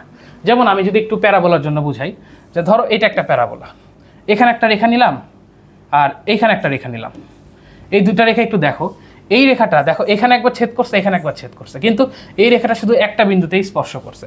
তো 2 নম্বর যে রেখা, এটা হচ্ছে ছেদক, এটা হচ্ছে স্পর্শক। ছেদক মানে যেটা ওই ছেদক কি, সেটা হচ্ছে ওই শেপটাকে 2 কিংবা 2-এর অধিকবার ছেদ করবে, সেটা হচ্ছে ছেদক। আর স্পর্শক হচ্ছে একটি মাত্র বিন্দুতেই সেটা ওই মানে আকারের সাথে বা সেই আকৃতির সাথে মিলিত হবে, ঠিক আছে? তো স্পর্শক মানে হচ্ছে এমন একটা সরলরেখা যেটা হচ্ছে তোমার যে শেপ থাকবে সেটা পরাবৃত্ত হইতে পারে, বৃত্ত হইতে পারে, অধিবৃত্ত হইতে পারে, উপবৃত্ত হতে পারে, যে কোনো শেপ হতে পারে। এমন একটা সরলরেখা যে এই ধরনের শেপগুলোকে শুধুমাত্র একটা বিন্দুতে স্পর্শ করে চলে যায়, ঠিক আছে? সেটা হচ্ছে স্পর্শক। তো স্পর্শক যদি বুঝতে পারো, তাহলে এখন আমরা পরাবৃত্তের ক্ষেত্রে স্পর্শকটা বুঝবো, ঠিক আছে? তো আমরা পরাবৃত্তের ক্ষেত্রে যদি স্পর্শক আঁকাই, আমরা শুরুই করবো হচ্ছে আইডিয়াল কন্ডিশনের জন্য। আচ্ছা, আইডিয়াল কন্ডিশন বলে এখানে আসলে কিছু নাই, একটু দেখলে বুঝবা। যে ধরো যে আমি যদি একটা পরাবৃত্ত আঁকাই, যে ধরো এটা নিয়ামক রেখা, এটা নিয়ামক রেখা, ঠিক আছে, এই যে দেখো ধরলাম এটা একটা পরাবৃত্ত, ঠিক আছে। একটা স্পর্শক আমরা অলরেডি শিখছি, সেটা হচ্ছে শীর্ষবিন্দুতে স্পর্শক, মনে আছে? শীর্ষবিন্দুতে স্পর্শক। এবং আমি জানি শীর্ষবিন্দুতে স্পর্শক যেটা আছে, যদি তোমার এটা আদর্শ সমীকরণ হয়, ধরো যদি এটা y² = 4x হয়, তাহলে শীর্ষবিন্দু স্পর্শক হচ্ছে y অক্ষ। y অক্ষ মানে হচ্ছে x = 0, রাইট? এটা আমরা একটু আগে দেখছি।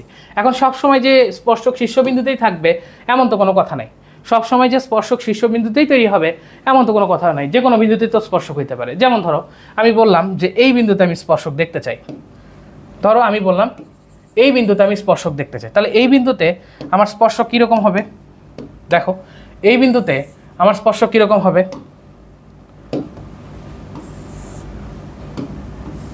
এই যে দেখো এটা একটা স্পর্শক,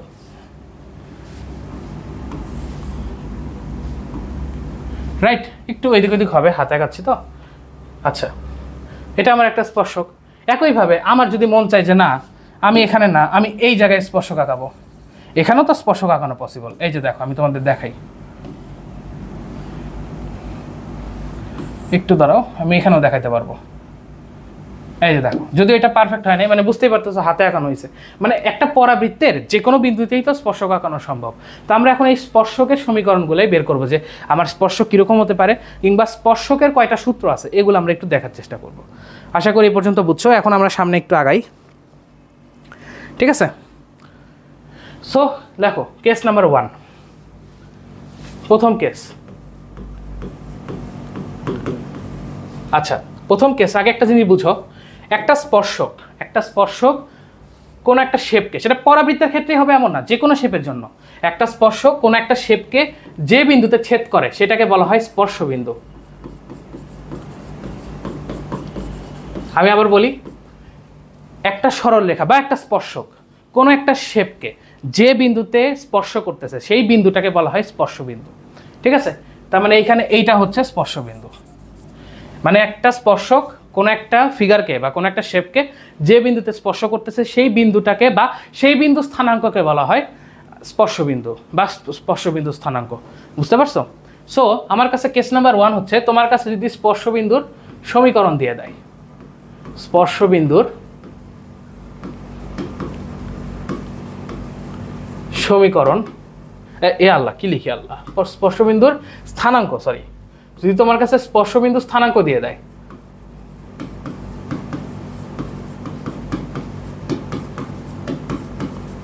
তোমার কাছে যদি স্পর্শবিন্দুর স্থানাঙ্ক দিয়ে দেয়, যেমন একটা এক্সাম্পল যদি দেই, দেখো আমি যদি একটা প্যারাবোলা নেই, এই পাশে একটু আগাই তাহলে বুঝতে সুবিধা হবে। একটা প্যারাবোলা নেই, এটা ধরো নিয়ামক রেখা, এটা ধরো আমার কাছে প্যারাবোলা আছে, ঠিক আছে? আমি কি করব, এই পয়েন্টে একটা স্পর্শক আঁকাবো। তো এই পয়েন্টে যদি স্পর্শক আঁকাই, দেখো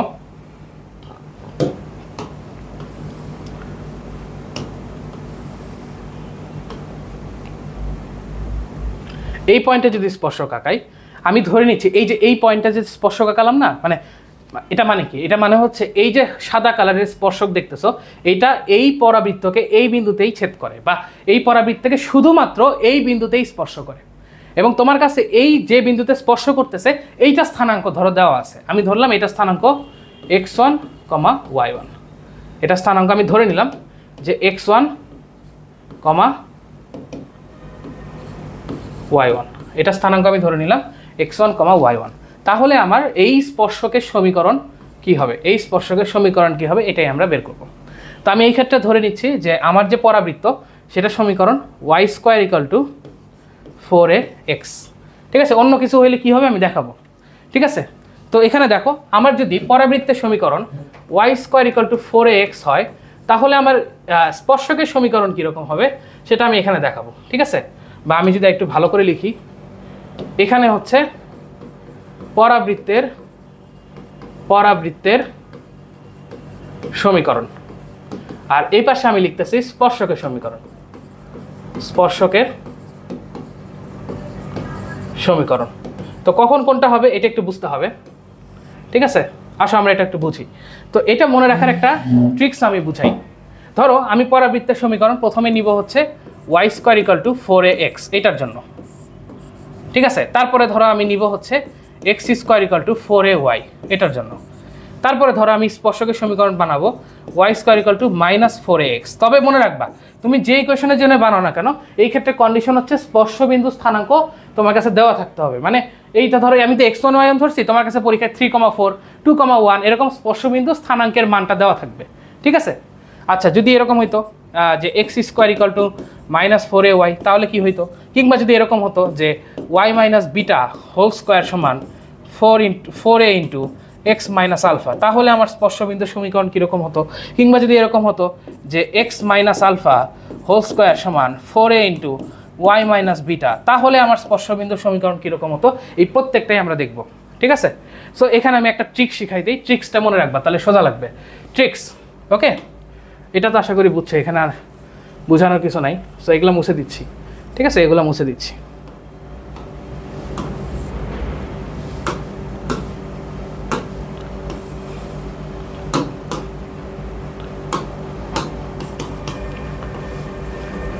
ট্রিক্সটা মনে রাখবে, আমি যে ট্রিক্সটা শিখাবো এই ট্রিক্সটা তোমাদের খুব গুরুত্বপূর্ণ, ঠিক আছে। যখন তোমার কাছে স্পর্শবিন্দু স্থানাঙ্ক দিয়ে দিবে তখন তুমি এই ট্রিক্সটা অ্যাপ্লাই করবা। যখন তোমার কাছে স্পর্শবিন্দু মানে বারবার সমীকরণ বলছি, যখন তোমার কাছে স্পর্শবিন্দু স্থানাঙ্ক দিয়ে দিবে তখন তুমি এই ট্রিক্সটা অ্যাপ্লাই করবা। কি অ্যাপ্লাই করবা, যদি তোমার কাছে কোনো জায়গায় এক্স স্কোয়ার থাকে সেটাকে তুমি লিখবা x(x1), এক্স স্কোয়ার থাকলে কি লিখবা x(x1). এখন বলতে পারো যে ভাইয়া x1 কি, x1 হচ্ছে ওই যে স্পর্শবিন্দুর ভুজ, x1 হচ্ছে স্পর্শবিন্দুর ভুজ। তোমার কাছে যদি বলে যে স্পর্শবিন্দু স্থানাঙ্ক 3,4 তাহলে এটা হবে কত x ইন্টু 3, এই যে ভুজ কত 3, বুঝতে পারছো। তোমার যদি বলে স্পর্শবিন্দু স্থানাঙ্ক -1,2 তাহলে আমার এটা কি হবে x(x1) কি হবে -1 ইন্টু x, মানে x ইন্টু স্পর্শবিন্দুর ভুজ। এক্স স্কোয়ারের জায়গায় আমরা লিখবো x(x1), x1 হচ্ছে স্পর্শবিন্দুর ভুজ, ঠিক আছে। x1 হচ্ছে স্পর্শবিন্দুর ভুজ, ওকে। একইভাবে যদি তোমার কাছে ওয়াই স্কোয়ার থাকে এটা তুমি লিখবা y(y1). y1টা কি, y1টা হচ্ছে স্পর্শবিন্দুর কোটি, ঠিক আছে। বা তুমি যদি লিখেও রাখি, ধরো x1টা কি, x1টা হচ্ছে স্পর্শবিন্দুর ভুজ, y1টা কি, y1টা হচ্ছে স্পর্শবিন্দুর কোটি। একটু মাথায় রেখো এটা, ওকে। আচ্ছা যদি তোমার কাছে x থাকে, শুধু x, যদি তোমার কাছে শুধু x থাকে এটাকে আমরা কি লিখবো, এটাকে আমরা লিখবো x plus x1 divided by 2। যদি তোমার কাছে y থাকে এটাকে আমরা লিখবো y plus y1 divided by 2, ঠিক আছে, বুঝতে পারছো। আচ্ছা যদি তোমার কাছে এক্স কিউব থাকে, এখন তুমি বলতে পারো যে ভাই এখানে তো কিউব আসবে না, প্যারাবোলা। হ্যাঁ প্যারাবোলায় কিউব আসবে না, কিন্তু যদি তোমার কাছে কিউবওয়ালা কোনো সমীকরণের স্পর্শক বের করতে বলে সেটাও একই নিয়মে বের করা যায়। সেই ক্ষেত্রে আমার ট্রিক্সটা কীরকম হবে, সেটা হবে x into x1 square plus x1 into x square. আমি আবার বলতেছি প্যারাবোলার ক্ষেত্রে কিন্তু কিউব আসে না, প্যারাবোলার ক্ষেত্রে কিন্তু কিউব কখনোই আসবে না, কখনোই আসবে না। কিন্তু ধরো মানে আমি যে ট্রিক্সটা দেখাচ্ছি না এটা শুধুমাত্র প্যারাবোলা না, যে কোনো শেপের জন্য প্রযোজ্য, বুঝতে পারছো। এই জন্য কোনো একটা শেপের ধরো সমীকরণে এক্স কিউব আসছে, তোমাকে স্পর্শবিন্দু দিয়ে দিছে, বললো যে স্পর্শকের সমীকরণ বের করো, সেখানে ধরো কিউবওয়ালা ইকুয়েশন আছে, তখন কি করবা এক্স কিউবকে লিখবা x(x1) square plus x1 x square.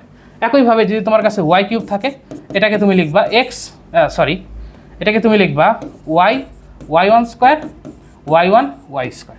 তো এটা তোমার দরকার নেই, এই যে ভুলে গেলেও সমস্যা নেই, এই লাস্টের দুইটা নো নিড, এটা দরকার নেই, এটা দরকার নেই, ঠিক আছে, লাগবে না, তোমার সিলেবাসে নাই তো লাগবে না। আচ্ছা তাহলে এখন আসো এখানে আমরা স্পর্শকের সমীকরণ বানাই। খেয়াল করো, প্রথমে এখানে আছে হচ্ছে Y square equal to 4x। তোমার প্রথম কাজ হচ্ছে এই সবগুলোকে এক পাশে নিয়ে যাও, মানে সমান সমানের এক পাশ 0 বানানো, ঠিক আছে।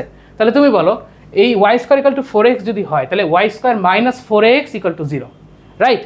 আচ্ছা এখন বলো ওয়াই স্কোয়ারের জায়গায় আমি কি বসাবো y(y1), এই যে এখান থেকে পেলাম y(y1), আর 4xটা যদি ওই পাশে যায় কি হবে -4ax, রাইট। সো -4ax, কে কি লিখবো x plus x1 divided by 2, x plus x1 divided by 2 equal to 0। মানে আমি কি করছি এই 4xটাকে ওই পাশে নিয়ে গেছি, ব্যাস এটাই, আর কিছু না। এটাই হচ্ছে স্পর্শকের সমীকরণ। পরেরটা কি হবে, এক্স স্কোয়ার আছে, তার মানে আমি কি লিখবো এক্স এক্স ওয়ান, এই 4a ওয়াইটা ওই পাশে গেলে কী হবে মাইনাস হবে, সো মাইনাস 4a, আর ওয়াইকে কী লিখবো y plus y1 divided by 2, বুঝছো?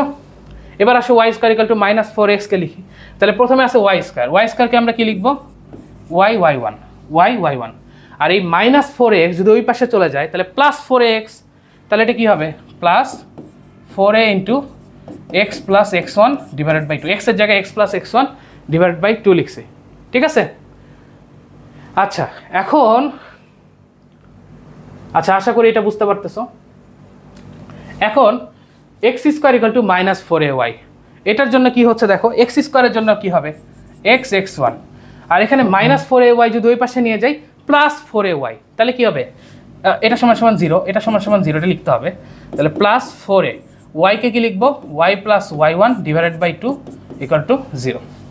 তুমি এবার এটা দেখো y minus beta whole square সমান 4a into x minus alpha, ঠিক আছে? তো এটার জন্য বের করতে চাই, তাহলে বলো প্রথমে আছে y minus beta whole square, এটার জন্য, ঠিক আছে? আচ্ছা এখানে একটু ঘিজিমিজি হয়েছে, আমি একটু তাহলে ব্যবস্থা করতে হবে। আচ্ছা একটা কাজ করি,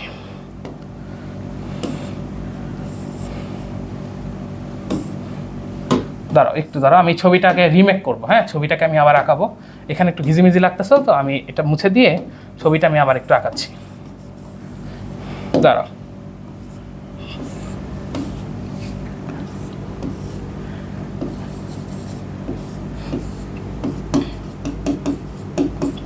ঠিক আছে, আচ্ছা এবার আসো y minus beta whole square, আমি কি বলছি ওয়াইয়ের জায়গায় কি লিখবো y plus beta y plus y1 divided by 2, right?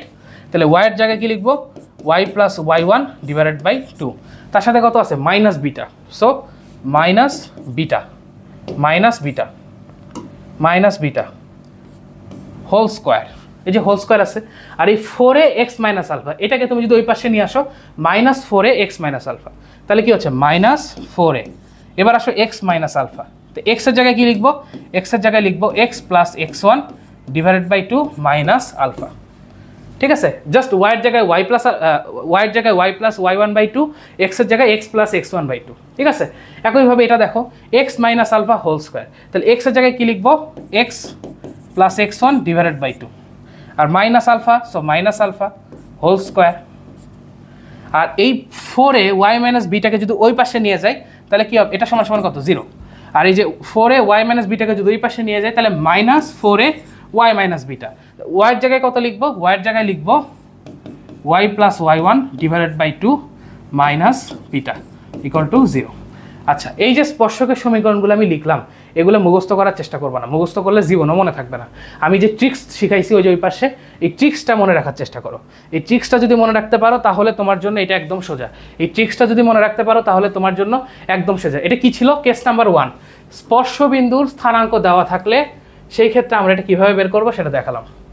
ঠিক আছে, স্পর্শবিন্দুর স্থানাঙ্ক দেওয়া রয়েছে সেই ক্ষেত্রে আমরা কীভাবে বের করবো সেটা আমি তোমাদের দেখালাম। ওকে ওকে নাইস, ঠিক আছে। ওকে এবার আসো কেস নাম্বার 2। কেস নাম্বার 2 এইবার এটা হচ্ছে সাধারণ কেস, বুঝছো? মানে স্পর্শবিন্দু সমীকরণ দিলেও হবে, স্পর্শবিন্দু সমীকরণ না দিলেও হবে। মানে বুঝছো, এই কেসটা হচ্ছে স্পর্শবিন্দু সমীকরণ দিলেও হবে, স্পর্শবিন্দু সমীকরণ না দিলেও হবে, মানে সব ক্ষেত্রে প্রযোজ্য, সর্বজনীন, সব ক্ষেত্রে প্রযোজ্য। তাহলে এই ক্ষেত্রে আমরা কিভাবে সলভ করব? ঠিক আছে, তো এটাও আমরা 4টা জিনিসের জন্য বের করব, y² = 4x এসবের জন্য 4টা কেসেই বের করব। ঠিক আছে, এখানে আমরা এই জিনিসটাকেও আমরা 4টা কেসের জন্যই বের করব। আসো যদি আমি একটু দেখাই, দেখো 4টা কেসের জন্যই বের করব। ঠিক আছে, সো আমি ধরে নিচ্ছি যে তোমার যে পরাবৃত্ত আছে সেই পরাবৃত্তটা হচ্ছে y² = 4x। ওকে, এটা হচ্ছে পরাবৃত্ত এবং আমাকে বলছে যে এই পরাবৃত্তের কি আঁকাতে হবে? স্পর্শক আঁকাতে হবে। আমি ধরে নিচ্ছি যে যে স্পর্শকটা আঁকাতে হবে তার সমীকরণ y = mx + c। এখন তুমি বলতে পারো যে এটা কোথা থেকে পাইলেন ভাইয়া? তুমি বলো স্পর্শক তো একটা সরল রেখা, তাই না? স্পর্শক কি একটা সরল রেখা না? তাহলে আমি সেই সরল রেখার সমীকরণ y = mx + c এটা ধরে নিছি। মানে তোমার কাছে y² = 4x এই পরাবৃত্ত দেওয়া আছে, আর বলছে স্পর্শক আঁকাও। আমি ধরে নিচ্ছি স্পর্শকের সমীকরণ y সমান mx প্লাস c, ঠিক আছে, ধরে নিচ্ছি। তো যদি এরকম হয় তাহলে এই যে সূত্রটা বুঝো, তাহলে সূত্রটা হচ্ছে এই c এর মান এটা হবে a ডিভাইডেড বাই m। তার মানে আমার যে স্পর্শকের সমীকরণ সেটা হবে y সমান সমান mx plus a divided by m, mx plus a divided by m, বুঝছো? যেখানে 99% ক্ষেত্রে পরীক্ষায় তোমার a এর মান দিয়ে দিবে, 99% ক্ষেত্রে পরীক্ষায় তোমার a এর মানটা দিয়ে দিবে, বুঝছো? 99% ক্ষেত্রে পরীক্ষায় এটা কি, এ হচ্ছে এই যে ফোকাস দূরত্ব, এটা তোমার কাছে দিয়ে দিবে। আর এমটা কি, এমটা হচ্ছে স্পর্শকের ঢাল। এটা কোথা থেকে পাবো ভাইয়া? অনেক সময় পরীক্ষায় স্পর্শকের ঢাল দিয়ে দেয়, অনেক সময় পরীক্ষায় বলে যে স্পর্শক এক্স অক্ষের সাথে এত ডিগ্রি কোণ উৎপন্ন করে, তাহলে আমরা কি লিখবো? ঢাল সমান ট্যান থিটা। আবার অনেক সময় যেটা হয়, আমার কাছে ঢাল দেওয়া থাকে না, কিন্তু আমাকে বলে যে স্পর্শকটা অমুক বিন্দুগামী। মনে করো আমি বললাম স্পর্শকটা 1,1 বিন্দুগামী, তখন কি করবো? ওয়াইয়ের জায়গায় 1, এক্সের জায়গায় 1, আর এর মান তো তুমি জানোই। সো এগুলোর মাধ্যমে এম এর মান বের করে সেই এম এর মান আবার এই সমীকরণে বসাবো, তাহলে আমার স্পর্শকের সমীকরণ বের হয়ে যাবে। আমরা যখন ম্যাথ করব তখন এগুলো বুঝতে পারবা, ঠিক আছে?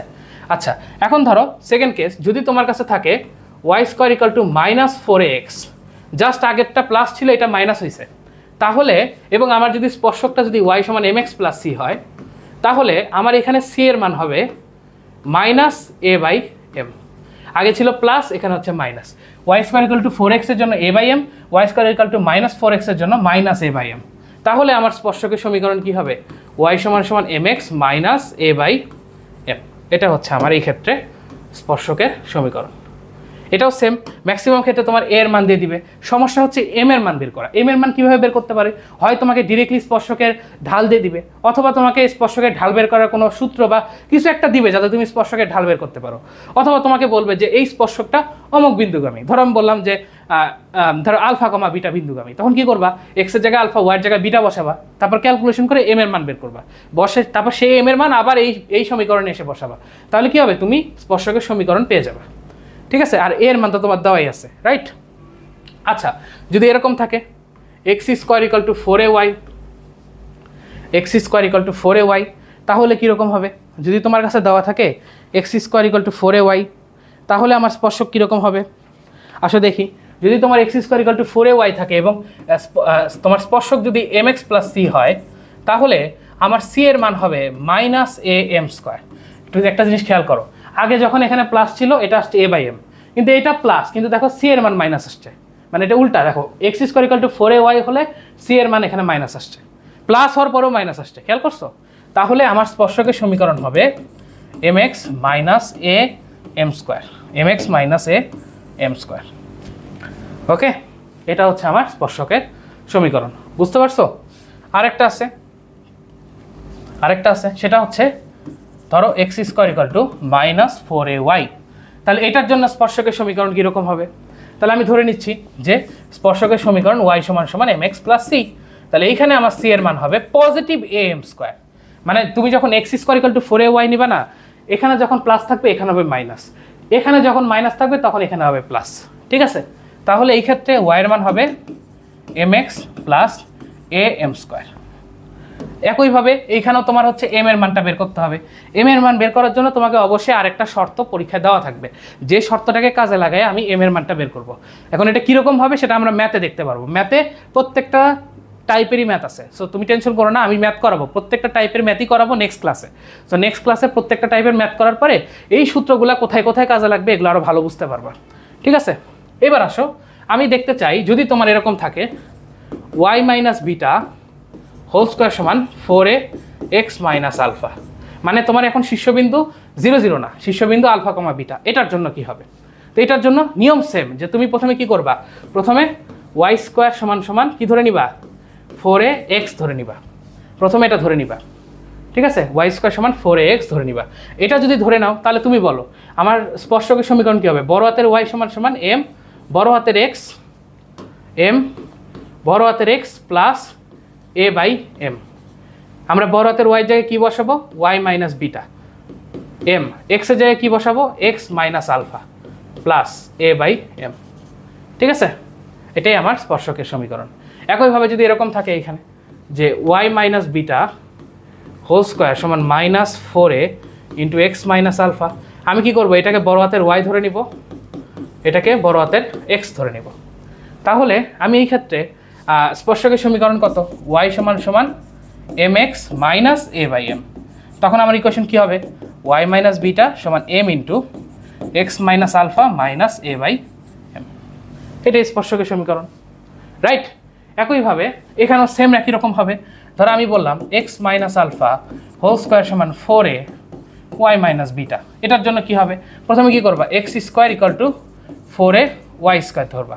এটার জন্য স্পর্শকের সমীকরণ কত, y সমান সমান mx মাইনাস am স্কোয়ার। তারপর এখানে কি বসাবা, y মাইনাস বিটা সমান m into x minus alpha minus a m square হয়ে গেল। এখন আরেকটা থাকে, সেটা হচ্ছে X minus alpha whole square সমান minus 4a into y minus beta. এটা নিজেরা ট্রাই করবা। এই একটা তোমাদের কাজ দিলাম, সেমভাবে আগের তিনটা যেমনে করলাম সেমভাবে এটা নিজেরা করবা। এই পর্যন্ত বুঝছো কিনা, এই পর্যন্ত বুঝছো কিনা, প্রত্যেকটা স্পর্শকের ইকুয়েশন দেখালাম, ঠিক আছে। এটা হচ্ছে কেস নাম্বার 2। প্রত্যেকটা স্পর্শকের ইকুয়েশন তোমাদেরকে দেখানোর চেষ্টা করিলাম। আশা করি বুঝতে পারছো, আশা করি বুঝতে পেরেছো, আশা করি কারো কোনো সমস্যা নাই, আশা করি এই পর্যন্ত বুঝতে পেরেছো, ঠিক আছে। আশা করি এই পর্যন্ত বুঝতে পেরেছো, ঠিক আছে, ওকে। এই যে দুইটা কেস দেখলা স্পর্শকের, আরেকটা কেস আছে, কিন্তু এই লাস্ট কেসটা খুব একটা ইউজ হয় না। তারপরে তোমাকে আমি শিখাই রাখবো যে ধরো প্রথম দুইটা কেস যে তোমাদের শিখাইলাম, এই যে প্রথমটা কি স্পর্শবিন্দু দেওয়া থাকলে কিভাবে বের করব, দ্বিতীয়টা কি তোমার কাছে কিছুই দেওয়া নেই, মানে ইন জেনারেল, এটা হচ্ছে সব ক্ষেত্রে প্রযোজ্য।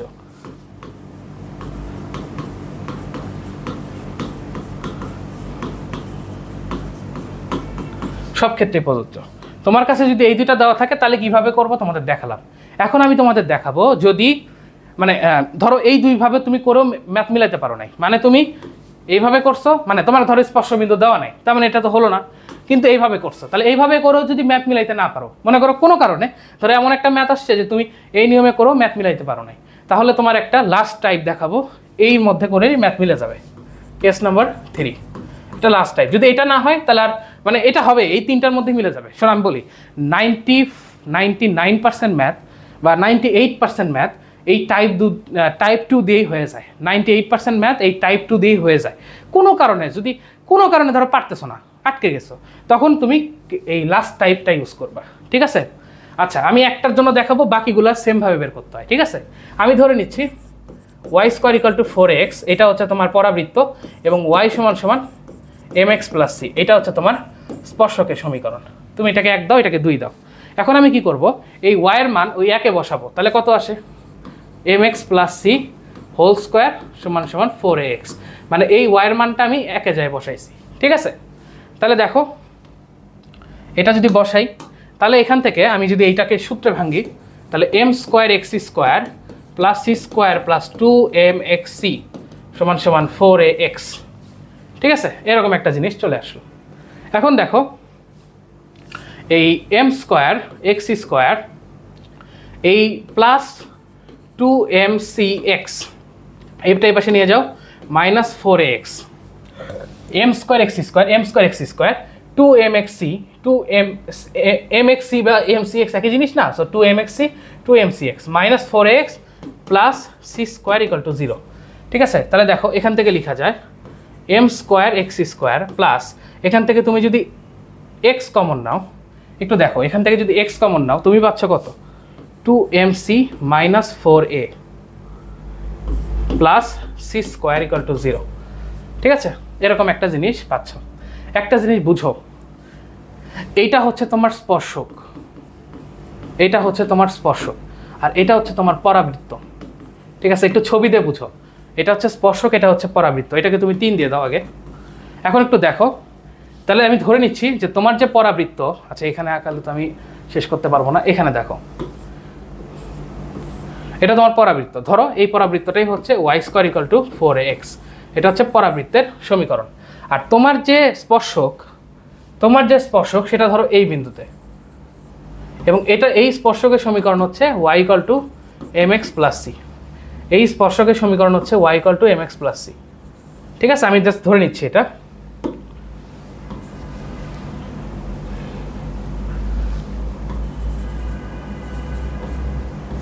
ওকে, আমি ধরে নিচ্ছি।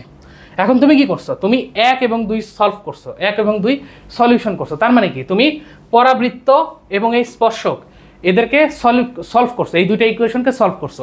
এর মানে কি করছো তুমি আসলে এই ছেদবিন্দু মানে এই স্পর্শক এবং এই পরাবৃত্ত এদের ছেদবিন্দু বের করছো। আমরা যখন দুইটা ইকুয়েশনকে সলভ করি বা দুইটা ইকুয়েশনের সাহায্যে এক্স ওয়াই বের করি, আমরা আসলে কি করি?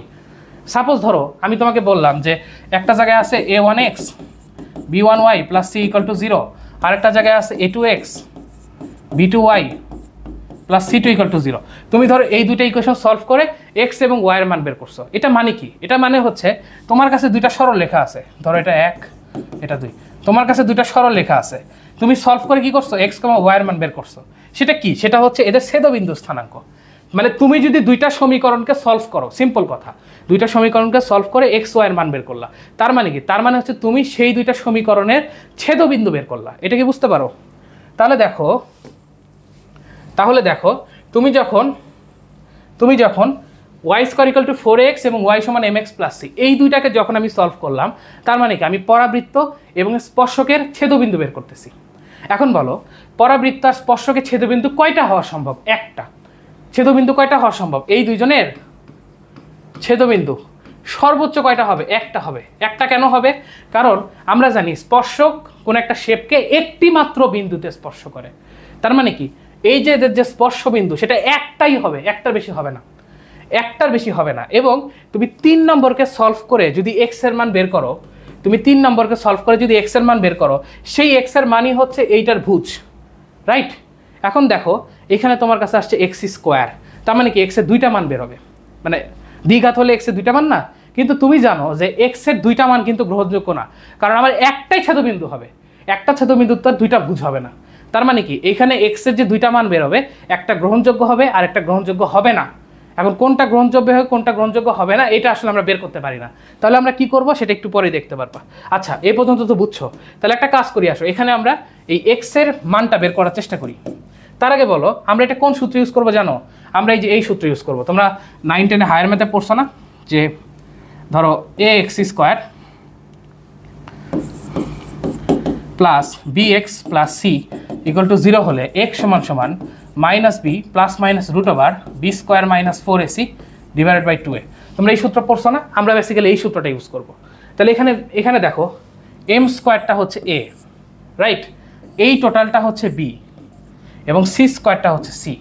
তাহলে এক্স সমান কত হবে? মাইনাস বি, তাহলে মাইনাস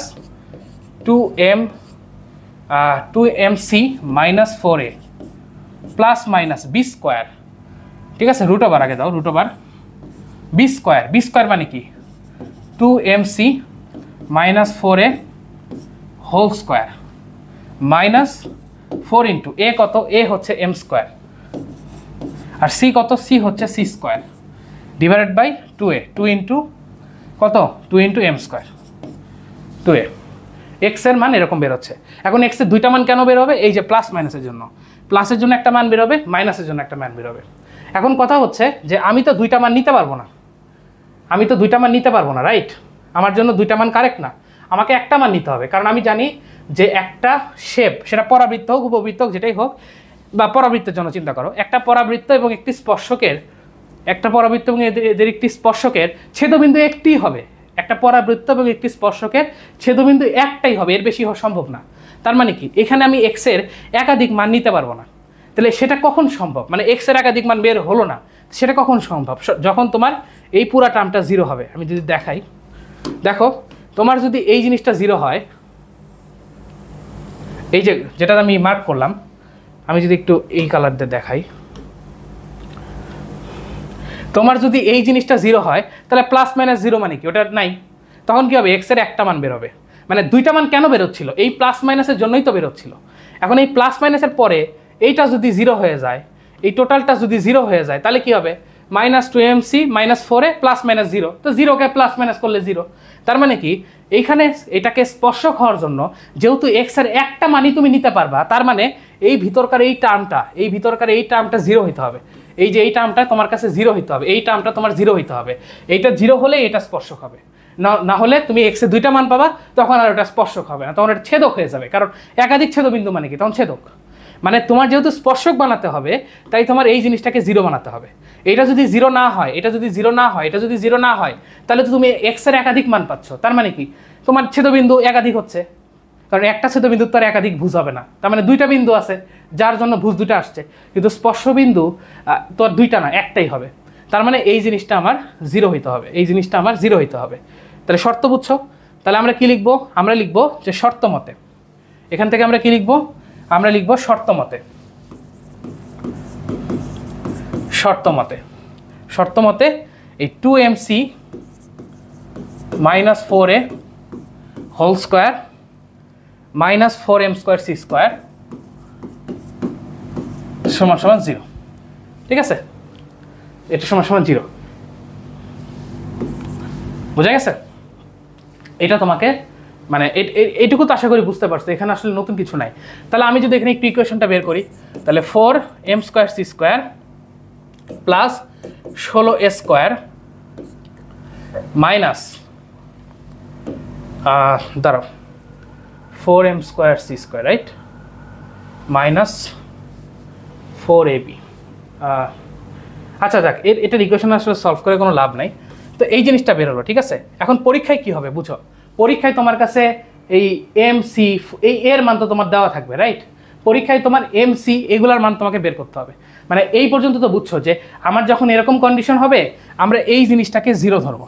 এই জিনিসটাকে জিরো ধরলে আমার ওই স্পর্শকের mc এর একটা ইকুয়েশন চলে আসবে। এর ইকুয়েশন চলে আসলে এটার সাহায্যে আমরা স্পর্শক বের করতে পারবো। মানে এইটুকু যদি বুঝতে পারো, এটা হচ্ছে থিওরি। যখন ম্যাথ করব তখন আমি দেখাবো যে এই পর্যন্ত আসার পরে ওইটা সমান সমান জিরো ধরলে কি হবে, সেটা আমি হচ্ছে ম্যাথে দেখাবো। ঠিক আছে, জাস্ট এইটুকু মনে রাখো যে তোমার কাছে যদি একটা পরাবৃত্ত দিয়ে বলে একটা স্পর্শক নির্ণয় করো, এখানে অবশ্যই আরও কিছু কন্ডিশন দেওয়া থাকতে হবে, নাহলে তুমি ম্যাথ করতে পারবে না। সো আমি ধরতেছি y square equal to 4x, y সমান mx প্লাস c। এই দুটা বা এই পরাবৃত্তের স্পর্শক আমি y সমান mx প্লাস c ধরছি। তখন আমি এটাকে সলভ করে x এর মান যখন এরকম আসবে, আমি এই প্লাস মাইনাসের পরে যে টার্মটা আছে এটাকে জিরো ধরে নিব। এটাকে জিরো ধরে তারপরে ম্যাথ করতে হবে। তারপরে কিভাবে করতে হবে এটা আমরা ম্যাথে দেখবো, এটা আমরা ম্যাথমেটিক্যাল প্রবলেমে দেখবো। জাস্ট থিওরিটা এইটুকুই, ঠিক আছে। তার মানে আমরা এই যে 2mc minus 4a whole square minus 4m square c square সমান 0 এই পর্যন্ত আমরা এখন দেখে রাখলাম। হ্যাঁ, আমরা যখন ম্যাথ করব তখন এটা সামনে কিভাবে করতে হয় এটা বুঝতে পারবো। ঠিক আছে, এটা হচ্ছে আরেকটা টেকনিক, কিন্তু এই টেকনিকটা আমি বলবো ইউজ করো না, কারণ এটা আনপ্রেডিক্টেবল। বুঝছো, একটু ম্যাথটা বড় হয়ে যাবে, ভুল হওয়ার সম্ভাবনা থাকবে, সব দিক দিয়ে এটা আনপ্রেডিক্টেবল। সবচেয়ে বেস্ট হচ্ছে এই 2 নম্বরটা। এটা কেন বেস্ট? কারণ এটা সব ক্ষেত্রে প্রযোজ্য এবং দেখো তোমার সূত্র আকারে থাকতেছে। তো সূত্র আকারে থাকলে তোমার মনে রাখা সোজা, মনে রাখা সোজা হলে তোমার ম্যাথ ভুল হওয়ার সম্ভাবনা কম। বুঝতে পারছো? এই জন্য আমি প্রেফার করি, আমি যখন ছাত্র ছিলাম আমি বেশিরভাগ ম্যাথ এইটা দিয়েই করার চেষ্টা করতাম। কোনো কারণে যদি এটা দিয়ে না পারতাম, মানে অনেক সময় দেখা যায় 1-2টা ম্যাথ আছে যে 2টা ম্যাথ এই সূত্র দিয়ে করা যায় না, সেটা তাও আবার তোমার বোর্ড পরীক্ষায় আসে না। অ্যাডমিশনের কিছু ম্যাথ আছে যেটা এই সূত্র দিয়ে করা যায় না। তো যখন একদমই পারতেছো না, হচ্ছেই না, তখন আমরা এই যে এই মেথডে চলে যাব। কিন্তু আমি বলবো এটা দরকার নাই, তুমি আপাতত এইটা শিখলেই হবে। ঠিক আছে, আচ্ছা, এটা গেল স্পর্শকের সব কিছু। এখন আর ছোটোখাটো কিছু বিষয় আছে, এটা একটু দেখতে হবে, তাহলে আজকের পড়া মানে আজকের ক্লাস শেষ হয়ে যাবে। আর ছোটোখাটো কিছু বিষয় আছে, বুঝছো, আজকে আর ছোটোখাটো কিছু বিষয় আছে, এটা দেখলে আজকের পড়া শেষ হয়ে যাবে। আচ্ছা, তো প্রথমে যেটা সেটা হচ্ছে পরাবৃত্তের জ্যা এবং স্পর্শ জ্যা, এই দুইটা জিনিস একটু বুঝতে হবে। পরাবৃত্তের জ্যা এবং স্পর্শ জ্যা, ঠিক আছে। আচ্ছা ঠিক আছে, পরাবৃত্তের জ্যা এবং স্পর্শ জ্যা এই জিনিসটা একটু বুঝতে হবে। আচ্ছা, স্পর্শ জ্যাটা আমি একটু পরে কথা বলি, আগে আমি পরাবৃত্তের জ্যা সম্পর্কে একটু আইডিয়া দিতে চাচ্ছি যে পরাবৃত্তের জ্যা জিনিসটা কি। আর আচ্ছা আগে, আচ্ছা সমস্যা নেই, আমি দুটাই দেখাবো, অসুবিধা নেই, টেনশন করো না। পরাবৃত্তের জ্যা কি জিনিস দেখো,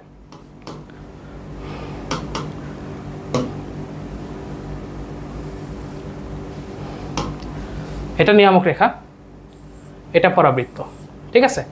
তো পরাবৃত্তের এর মধ্যে যে কোনো দূরত্বকে আমরা জ্যা বলি। আমি এর আগেও পড়াইছি যে এটা একটা জ্যা, ঠিক আছে, এটা একটা জ্যা, এটা একটা কি জ্যা, ঠিক আছে। এটা হচ্ছে নর্মাল জ্যা, এটা কি, এটা একটা নর্মাল জ্যা, এটা একটা নর্মাল জ্যা, রাইট? বুঝতে পেরেছ? এটা কি, এটা হচ্ছে একটা নর্মাল জ্যা। এখন আমি আরেক ধরনের জ্যা তোমাদের দেখাবো, সেটা হচ্ছে, আচ্ছা আমি আগে নর্মাল জ্যার ইকুয়েশনটাই দেখাই তাহলে বেটার হবে। সাপোজ ধরো তোমার কাছে যে জ্যা আছে সেই জ্যায়ের সমীকরণটা বের করতে বলছে, তোমাকে বের করতে বলছে জ্যা এর সমীকরণ।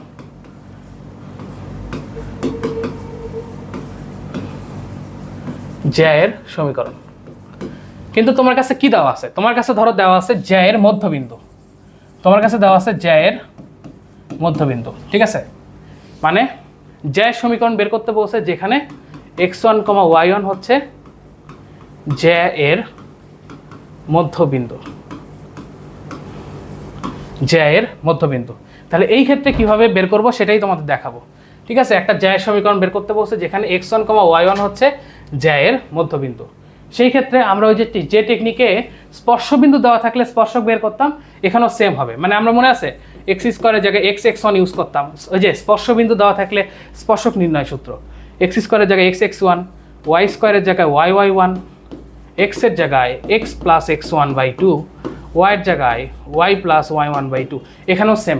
আমার কাছে যদি y square equal to 4x এই পরাবৃত্ত দেওয়া থাকে, তাহলে জ্যা এর সমীকরণ হবে y1 minus 4x plus x1 divided by 2 equal to 0। মানে তোমার কাছে যদি জ্যা এর মধ্যবিন্দু দিয়ে দেয়, তাহলে জ্যা এর সমীকরণ আর স্পর্শবিন্দু দেওয়া থাকলে স্পর্শকের সমীকরণ একইভাবে বের করতে হয়। জাস্ট এইটুকু জানলেই হবে, আর এখানে আর কিছু বোঝার নাই, এখানে আর কিছু জানার নাই। আর আছে আরও অনেক কিছু আছে যেগুলো আমার এখন আপাতত লাগবে না, এইটুকু বেসিক থাকলেই তোমরা ক্লিয়ার হয়ে যাবে, ঠিক আছে? সো এই পর্যন্ত আমি যা যা দেখালাম। হ্যাঁ, আরেকটা টপিক আছে যেটা অ্যাডমিশনে লাগবে, এটা এখন আমি পড়াবো না, কারণ ওটা দরকার নেই তোমার আপাতত। তো ঠিক আছে, তো এই পর্যন্ত যা যা দেখালাম পরাবৃত্তের এই টপিকগুলো যদি ভালো মতো পড়ো, এই যে প্রথম থেকে যদি একটু দেখাই, একদম প্রথম থেকে যদি দেখাই, দেখো আমার কিন্তু সূত্র পড়াইতে প্রায় 29টা স্লাইড চলে গেছে পরাবৃত্তের। 28টা, এই প্রথম পেজ বাদ দিলে 28টা। এই যে দেখো আমি যে এগুলো তোমাদেরকে পড়াইলাম, এই যে জিনিসগুলো যে পড়াইলাম, এই প্রত্যেকটা জিনিস যদি বুঝতে পারো, একবার যদি বুঝতে পারো, তাহলে পরাবৃত্ত তোমার জন্য সহজ, একদম সহজ, পানির মতো সহজ। কঠিন কিছু লিখি নাই, সব সোজা, ঠিক আছে?